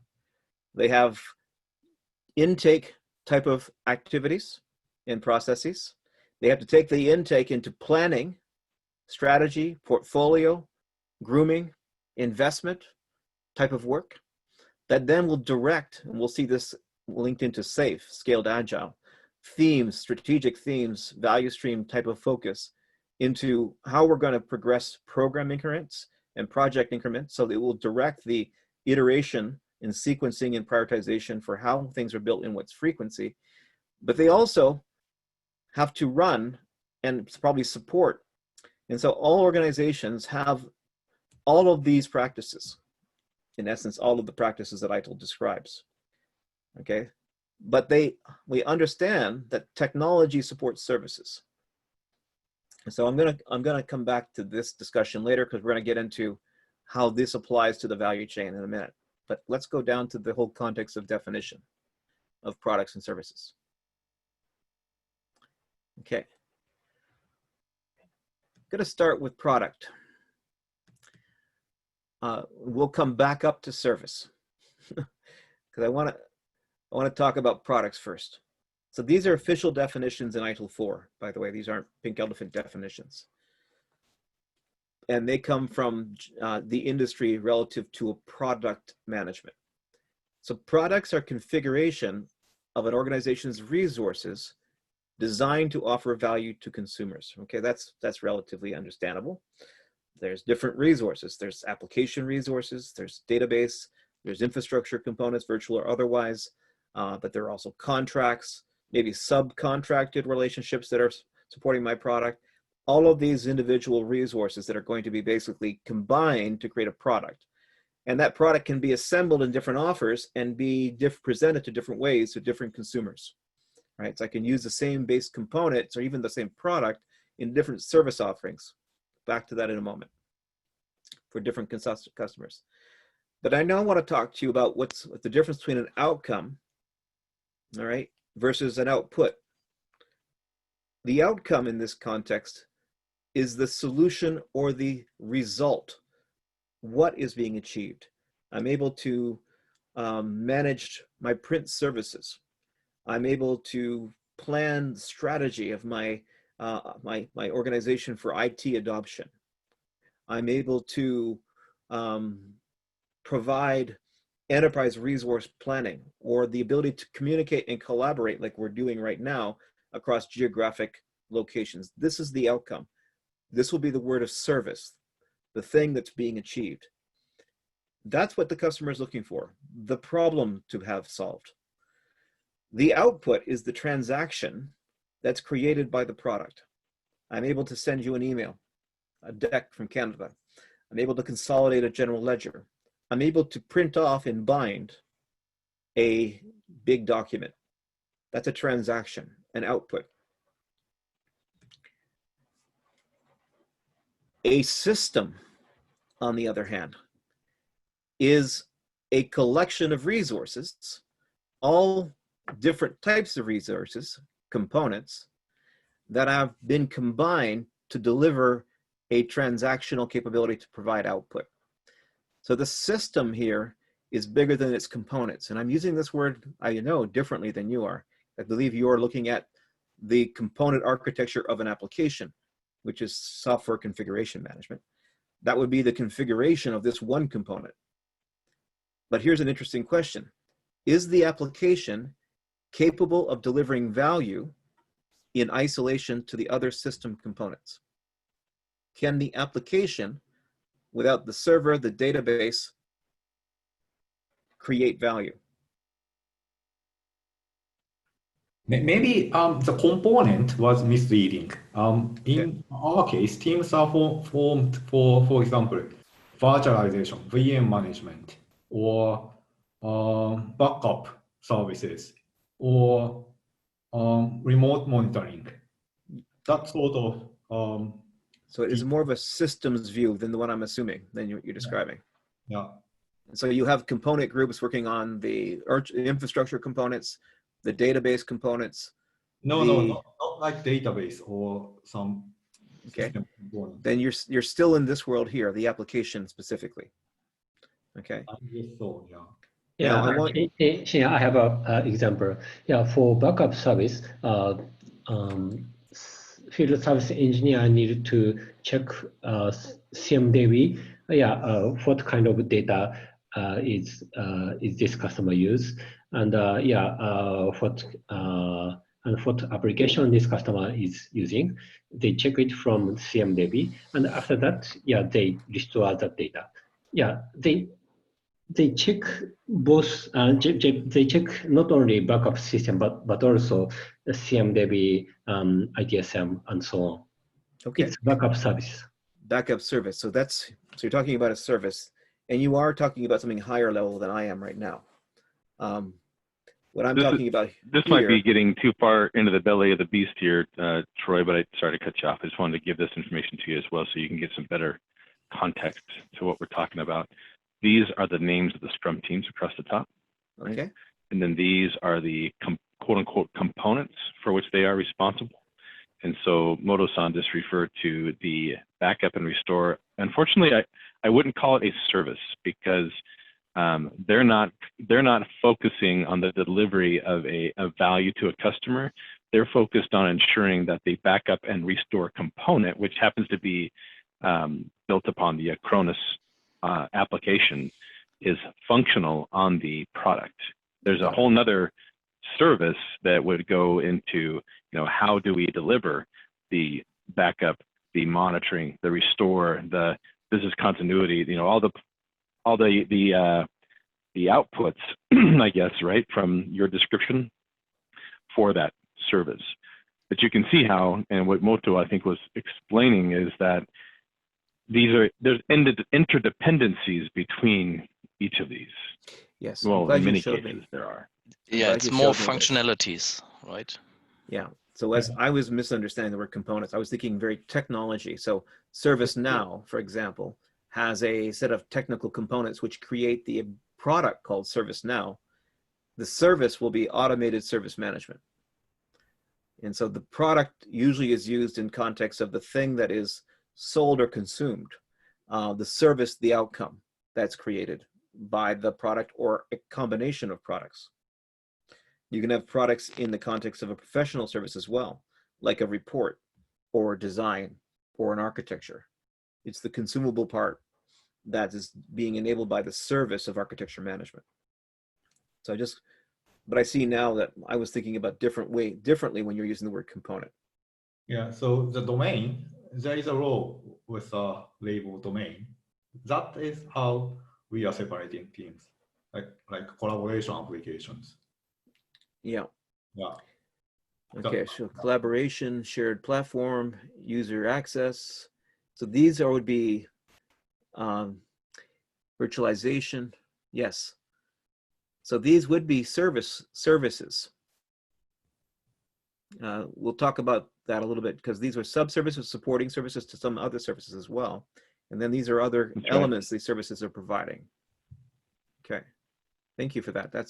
We'll need to bring this back later. Okay. Sure. Okay, I'm just retooling my thought there because I was on a different path of thinking. Okay, so we talk about product ownership. When I was thinking products, I was thinking more basically an application like ServiceNow, or you can even talk about the product of a digital printer. Even that digital printer is supported by backend context. So when we think product owner in this level, it's the solution that we're basically using to create an outcome. Now, I don't want to get too far in the weeds here, but make sure that we get this, we share our definition. I'm going to think here because I think you're using service in you're using product in a different way than I am. I think we do have to. Well, actually, I think that's exactly one of the point also for us, that we have different understandings. So let's go back to I'm changing in the conversation because I think we need to go back to the definitions of service and products so that we share at least what that is. So here's the definition of a service that you will see from ITIL. A service is a means of enabling value co-creation by facilitating outcomes the customer wants to achieve without them having to worry about the specific details of cost and risk. So the outcome is the key word. Co-created will be another key word. It's not just delivered, it's co-created. This will be part of our service dominant versus product dominant language. We're not done until it's actually being used by the customer. We'll come back to that statement in a moment. So a service is never specific to a technology or an organization. When we define services, we try to keep the name of the technology we're using discrete and separate, because the service is the outcome, but I can use multiple technologies to do that over time. That's right. The organization should never also be in the service name, because the supply model for the service changes over time. So service should always be agnostic of both the means by which I do it and the who is currently doing it. It describes the outcome, the result. So I've got a great example for you that would resonate with everybody on this call. We're in the process right now of replacing a previous vendor for remote monitoring and management with a new vendor, right? So the service is called remote monitoring. The application that we're using today to deliver that is vendor A, right?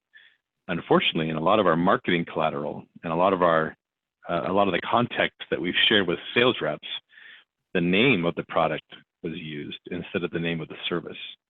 So now we're having to go back and rethink and change marketing collateral, sales training, and kind of retrain everybody to stop thinking about it as a application or a product, but rather as a service called remote monitoring. Yes. So in this case, you have a mix.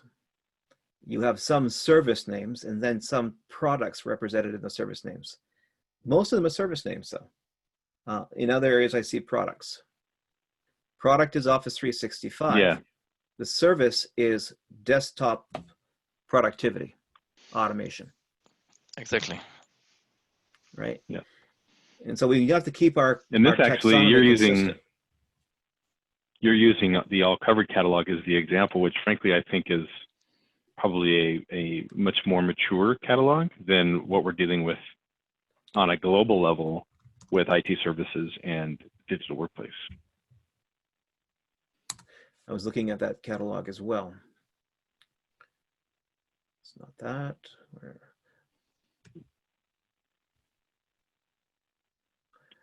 Okay. So we're seeing in this, I have a slide that I captured some of this as well. So we have security services. We have professional service category called consulting and projects. Another professional service called application services. Cloud services, managed IT services. At this level, it's not bad. Actually, it all speaks to outcomes. Whether one is behind one or the other, that's not a question right now. If I go under application services, are these software development or are these products now? Okay, so SharePoint is a product versus collaboration would be the name of a service. We're currently using SharePoint, the product, to support collaboration, the service. Business intelligence is actually an outcome to be smarter about something, and I could use multiple products to do that. So that's at the right level. Custom application, now do you mean custom application development, management, or, so that could be a service versus the product, but here we see a product and here we see a service. Mm-hmm. Okay, so this consistency. Now, SharePoint is where I want to dive into. SharePoint is a system. There is a component part of that system, which is the application SharePoint, or you've bolted it in from your own now third party. You've bolted in a supporting services directly from Microsoft. In this case, probably that's what you've done with SharePoint. Are you hosting SharePoint or are you leveraging SharePoint brought in to your service offering?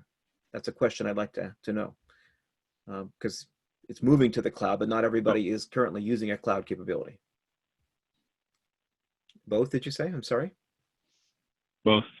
Yeah, we actually. So you're looking at kmbs.konica-minolta.com. I'll tell you what. Do this. Change the. I just sent a link in the chat because I think this is valid and relevant conversation, but I want to get you on the right path. Right. Okay. So I'm looking. Where do I find that link? In the chat link. No, in the chat. In the. I'm looking for the Zoom chat. I sent you a. You should get the notification that chat is. Oh yeah, I got it there. Thank you. I got that. Yeah, you bet. Okay. Okay, so this is the catalog I should be looking at. Okay. Solutions. So solution is often used in context of service. Outcome, solution, those are synonymous words. It's on at points. Which one do you want me to go next? You just scroll down on that. Just scroll down on that page. Okay. Keep going. All right. Keep going. Keep going. Keep going. Keep going. Right there. Right there. Yeah. So those are the function are the services, right? When I saw this, these are managed services into a small and medium organization. Is that correct? Mm-hmm. And it's front-ended by a device, whether it's this device or it's this device. Okay. That's right. The device in this case is the product. The product, though, is not just the thing I see, because the line of visibility, the thing I see, is only a small fraction of the product, actually.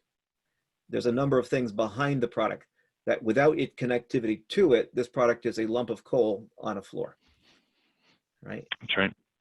There's network connectivity, there's storage in the background, there could be a whole raft of things. I want you to think of the product as still being a system, not the individual component. My phone, my cell phone, is impossible to create value without it be connecting to a data plan, a texting plan, or apps. Apps. The product itself is only the line of visibility, but the line of visibility of the product is not the totality of the product.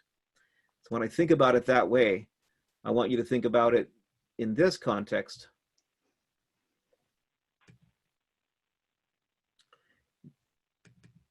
That the product, right, is what I see, but behind the product, I have all of these other capabilities, which I want you to think about as the system supporting the product. So the product isn't an isolated thing unless it is a thing I send and never talk about or connect to again. Like that's a good when I transfer ownership and then divorce myself from it. When it's a product that's part of me, but it's actually part of that organization I serve as well. So it's embedded in them. There's part of me that supports the product and there's part of the organization I don't see, but the reality is I'm now crossing the chasm from transactional relationship to at least cooperative. I'm sharing boundaries into the organization itself. Everybody with me on that context? So I want you to think of the product as one component, but the component, if that was the product, it looks like a physical device, is impossible to create value without these other elements of the system. Right. So the product is a system, not an individual thing. And that's where I'm going with that. And so the interesting thing is when I work a lot with agile teams, I'll work with an organization and they'll call the product owner, in this case, a classic application development team. The product owner will be the owner of the application, but the application isn't the product because the application without the other component parts is incapable of delivering value. It's only the system that creates the value. The funny thing is I'll talk to that same person and the product owner will be the app owner, okay? But when I ask them to think about SaaS, software as a service, they immediately think about a system, not an individual application. So a product is a systemic concept, not one component. Now, the reality is you are subcontracting out other parts of your product to other support organizations. So I've got this hosting service here, right? I've got, actually I'm trying to draw boxes on a slide here. I've got another service offering here, database services. right? But the reality is I have to subcontract those services into my now customer-facing service to actually deliver outcomes here. What I'm trying to express is this picture here. It's relationship of product relationships, is that we have product and service owners at every level of an organization. Sorry here, I'm kind of bumping around with you. This is what I'm looking for. So let's imagine organization D is your consumer, the organization you're providing services into as a managed service provider. You have organization C, which is putting that device into their organization, okay? But to put that device into that organization, you're connected to maybe B, which is internal. This could be your shared infrastructure, network group, etc. They might be a service organization itself that has a relationship to D or not. But for me to do my service here, I have to buy services from someone else inside of my own brand because they're a provider to me. But they are also a consumer of A.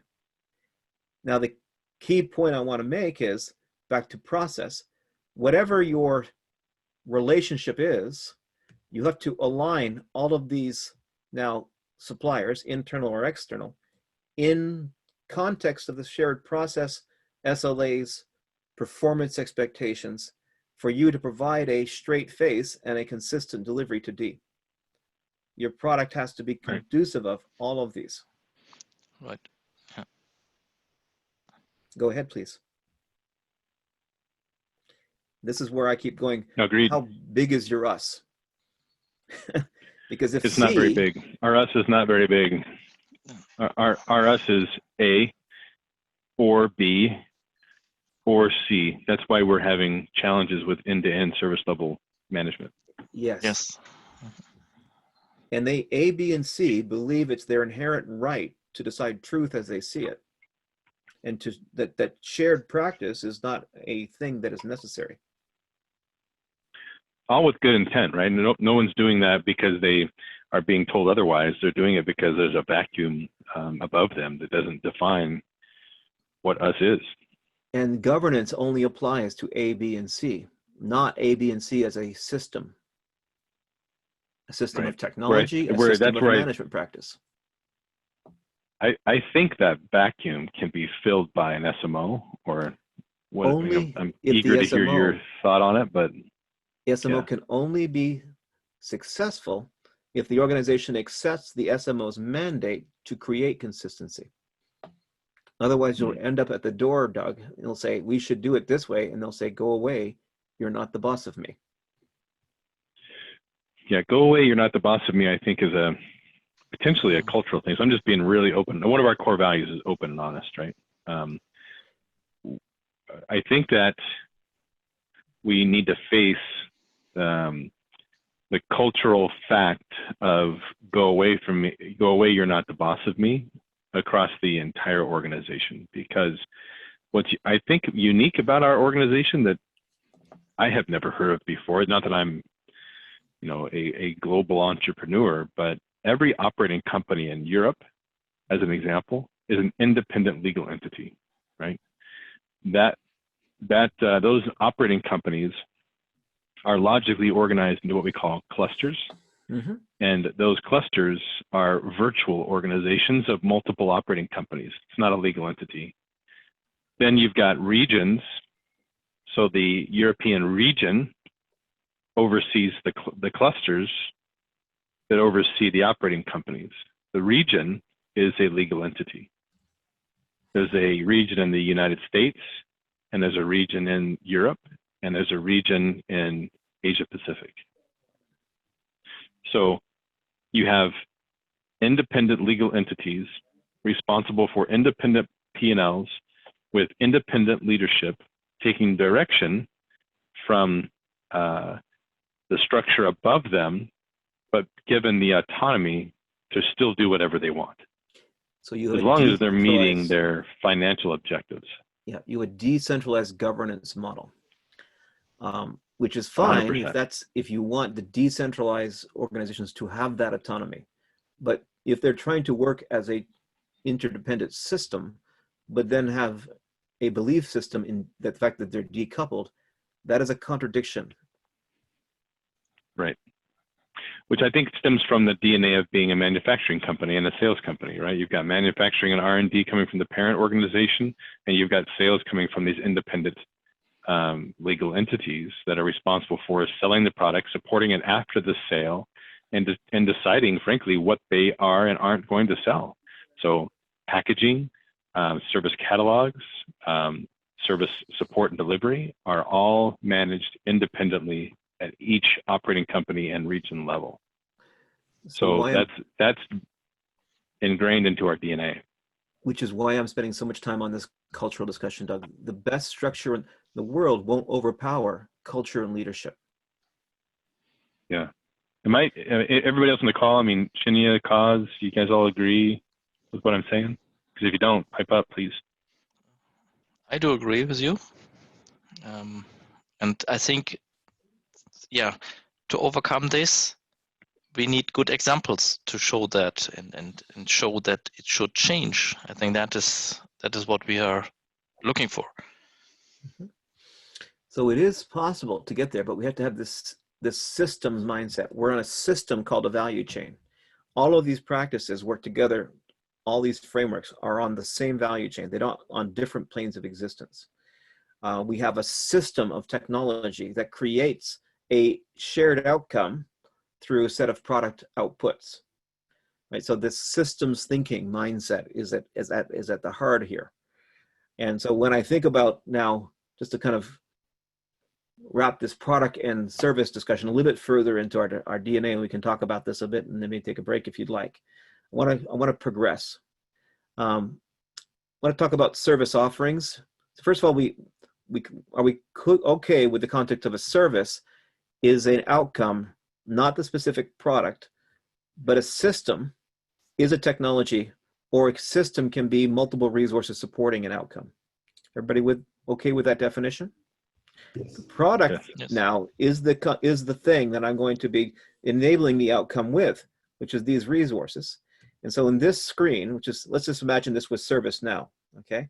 ServiceNow is a SaaS service, and we call it a service because it is a service, but reality is it's not really the service that ServiceNow is providing. The service ServiceNow is providing is the automation of service management practice. The product is ServiceNow. I could plug in BMC, the product being BMC, the service management automation. And so the service is always divorced from the product. Products come and go. But even ServiceNow is not just an application, it's this whole SaaS system, which is collective of all the components below. So value can only be created at a system level. Even though the classic application owner will call themselves a product owner, this is a product only in the sense that I have to bolt in the other elements of the system. So when I talk about digital products, okay, this is the conversation we had earlier. I can have an organization like Amazon. Let's take a moment for looking at that organization, okay? They have different product lines, which are still analog.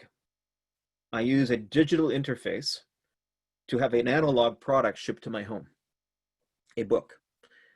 Now, the digital interface, if you had to think about this, back office, front office, I can automate my front office for digital, which is my website, but then I could still have a manual back office, my manual warehouse. But now what they've also done is digitize their back office. So they've got robots doing most of the work with us human beings in the final picking. So now they've got a digital back end with a digital front end of engagement, but they're still in some cases delivering an analog product, which is a physical printer if it's disconnected from the anything else service, right? But in your case, not, because it's a physical blade, or excuse me, a physical edge or a printer connected to a back-end service. So it's not really a good, it's a service still, because the good is, if I let the good go and then walk away, it's a good, I transfer ownership. If it's a thing I put into their environment, but it's useless unless it continues to stay connected to me, then it's not a good anymore. It's going to be access to resource. Come back to that statement. So analog product still is possible. But in the same organization, you have some of their service lines which create digital services called media streaming. We call it a digital media streaming service. That's what's happening. The products in Amazon Prime Video are the movies. And I can group those products into categories: horror, fantasy, romance, right? But I'm not giving them ownership of those. I'm enabling a service outcome via products, but that movie is still only the tip of an iceberg, because behind that movie is the whole system. But in that case, whether it's, Audible, whether it's Spotify, whether it's Prime Video, these are digital services. So the same organization can have analog outcomes as well as digital outcomes. Some organizations only have digital outcomes. If I use Spotify, it's a digital services only. There is no outcomes that are analog. It's all digital. So when I think about service offering now, I want you to think about these three things. I can take my products and I can bundle them and now include these three additional concepts. A good is something that I manufacture and transfer ownership to you. So my service offering could be partly good. So tell me, when they buy this Konica Minolta printer, the Workplace Hub, do they take physical ownership of it, or are they leasing it for the period of relationship? Which is it? Which one of those two, or both? It's basically leasing, but so it's a subscription model. Customer pay monthly bill. So it's not a good in this case. No. It's access to resources. You have access to this resource as long as we have a relationship together. So that's, we would define that as an access to resource, not a good, which even makes it more of a service. The good is the thing I transfer ownership. So if, like I have my cell phone, I have a contract with my telco provider. This Pixel phone in my hand right now is a good, because as I buy it, as I get it from my provider, they transfer ownership. After my contract is over, I get to keep it. I could even sell it if I wanted to. It's a good, but it has to be enabled by back-end access to resources. It's a brick without adding the data plan, the long distance plan.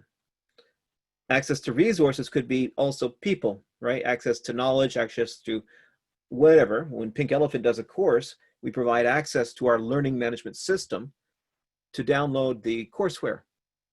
That's a resource, my SharePoint type of equivalent.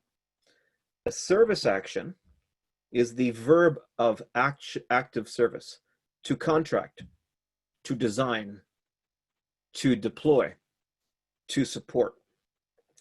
So as I create a service offering around my service, I can take my products and add all of these different elements to them. Sometimes we have a highly good-centric situation, right? And sometimes we have a service-centric situation.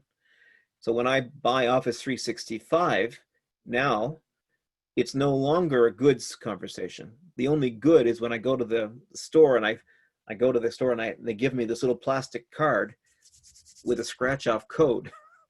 That's the only thing I take ownership of. I can throw it away if I want to. But otherwise, Office 365 is a subscription service. So it's an access to resources. And if I get additional support or buy up my support, additional service actions. So I've got services, which is the outcome. I've got a service offering, which is a bundle up of products and or services for specific consumer types. Those are my service, sub-service, if you want. And I have products supporting that. So this good-centric versus service-centric logic has been something around for a long time. So I've got this left-hand side, this predominant good-centric logic. I'm selling stuff and I'm leaving it with you. Or I add services just to deploy it, right? Or support it, but it's transactional. It's that left side of the line we were looking at first thing this morning. We create value, we deliver value, but it's not co-created. Clients as isolated objects, I'm selling to them versus I'm trying to solve something on the client side. They're we're integrating with their systems. Companies are mainly seen, company resources are seen as operand, meaning they're means to an end. My company's resources are seen as operant. They're to enable and operate something within a customer. Clients as targets, clients as part of a shared resource. So this good service logic mindset is that we understand that products only have value in the sense of the outcomes they support, and we present them that way. So this model is how ITIL 4 looks at this discussion. I have all of these resources. I can bundle them into products. Products can be bundled into service offerings. Service offerings allow me to have an outcome, which allows me to have a relationship. And so there's a product owner and possibly a service owner. That's be a role we'll talk about later on in our conversation. So to kind of walk us through a couple of examples here. Right, so when I travel somewhere, I'm choosing to pick a specific outcome, air transportation versus bus. I work with Air Canada. They've got a product. The product is a flight. The flight is a combination of multiple resources, some of which they own, some of which they subcontract in. That flight has 3 different offers on it. Business class, they've got the premium economy and economy. Each offer has the same 3 things. Goods, steak dinner up front, I get to buy a chicken wrap back in economy class. Access to resource, no, we don't own the seat in any of the offers, but the seat attributes are different in the premium versus the economy, right? Service actions, we all get our food delivered to us if we're, there's pilots, but the actions change based on the premium because there's 1 person to 10 versus 1 person to 200 back in economy. So the same product can be bundled completely differently for different consumer types to create a service outcome called I fly somewhere, which allows me to have a relationship. So products are always part of services. Now, what's going to be interesting is that I can have a product owner or multiple products can support a service. Some of those products I own on premise. Other products I subcontract from ServiceNow. But they're still part of my service offering because I'm the prime and they're the subs when I have this relationship. It's going to finish this up. Here's a technology example. All these resources, I can combine them into product lines, right? I've got my home security. I've got my mobile communications, right? These are categories of products. Up the mobile communication, I can then say, okay, here's my cell phone, but it's part of a service offering because it has different forms of access to resource, different levels of support, and I get different goods out of each offer, different phones. At the top, I'm having this conversation of outcome. I can call home anywhere I am in the world. So services are always, when I think about a service dominant logic, is I think beyond the product into the upper level. I'm going to pause here just for any questions or concerns.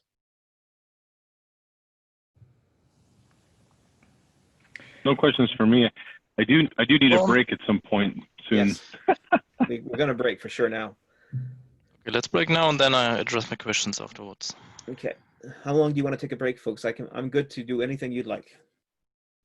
I think 15 minutes should be sufficient. It's 9:10 Pacific time, so if we come back at 25 after the hour. Very good. 25 after 25. That work for everybody else? Yep. Talk to you soon. Sorry. Cool. Yeah, I need to leave the meeting. Yeah, thank you, Troy and Doug. All right. Take care, folks. Was that Moto-san? Yes. Yes, this was Moto. Yeah. Okay, so you're not gonna return? Yeah. It's 5:10 in German. Yeah, I need to care my baby from now. Okay. All right. Very good. Shinya, you're gonna stick around, right? Of course, yes. Very good. Okay. Good. Because we need to dive in deeper to how after the break, how the product management and service management organizations can work better together. So get to more tactical approaches, I think. Yes. All this overview and oversight is fantastic because it gets us all on the same page, and it helps us to align with terminology and information that maybe we didn't have before. And next would be, how do we better connect the dots? You want to dive into the structure. Very good. So let's be back in 25 and 15 minutes. All right. Sounds great. Thanks, everybody. Yeah, Troy, I'm gonna stop the recording because I think it's been 3 hours now. I'm thinking that's going to generate a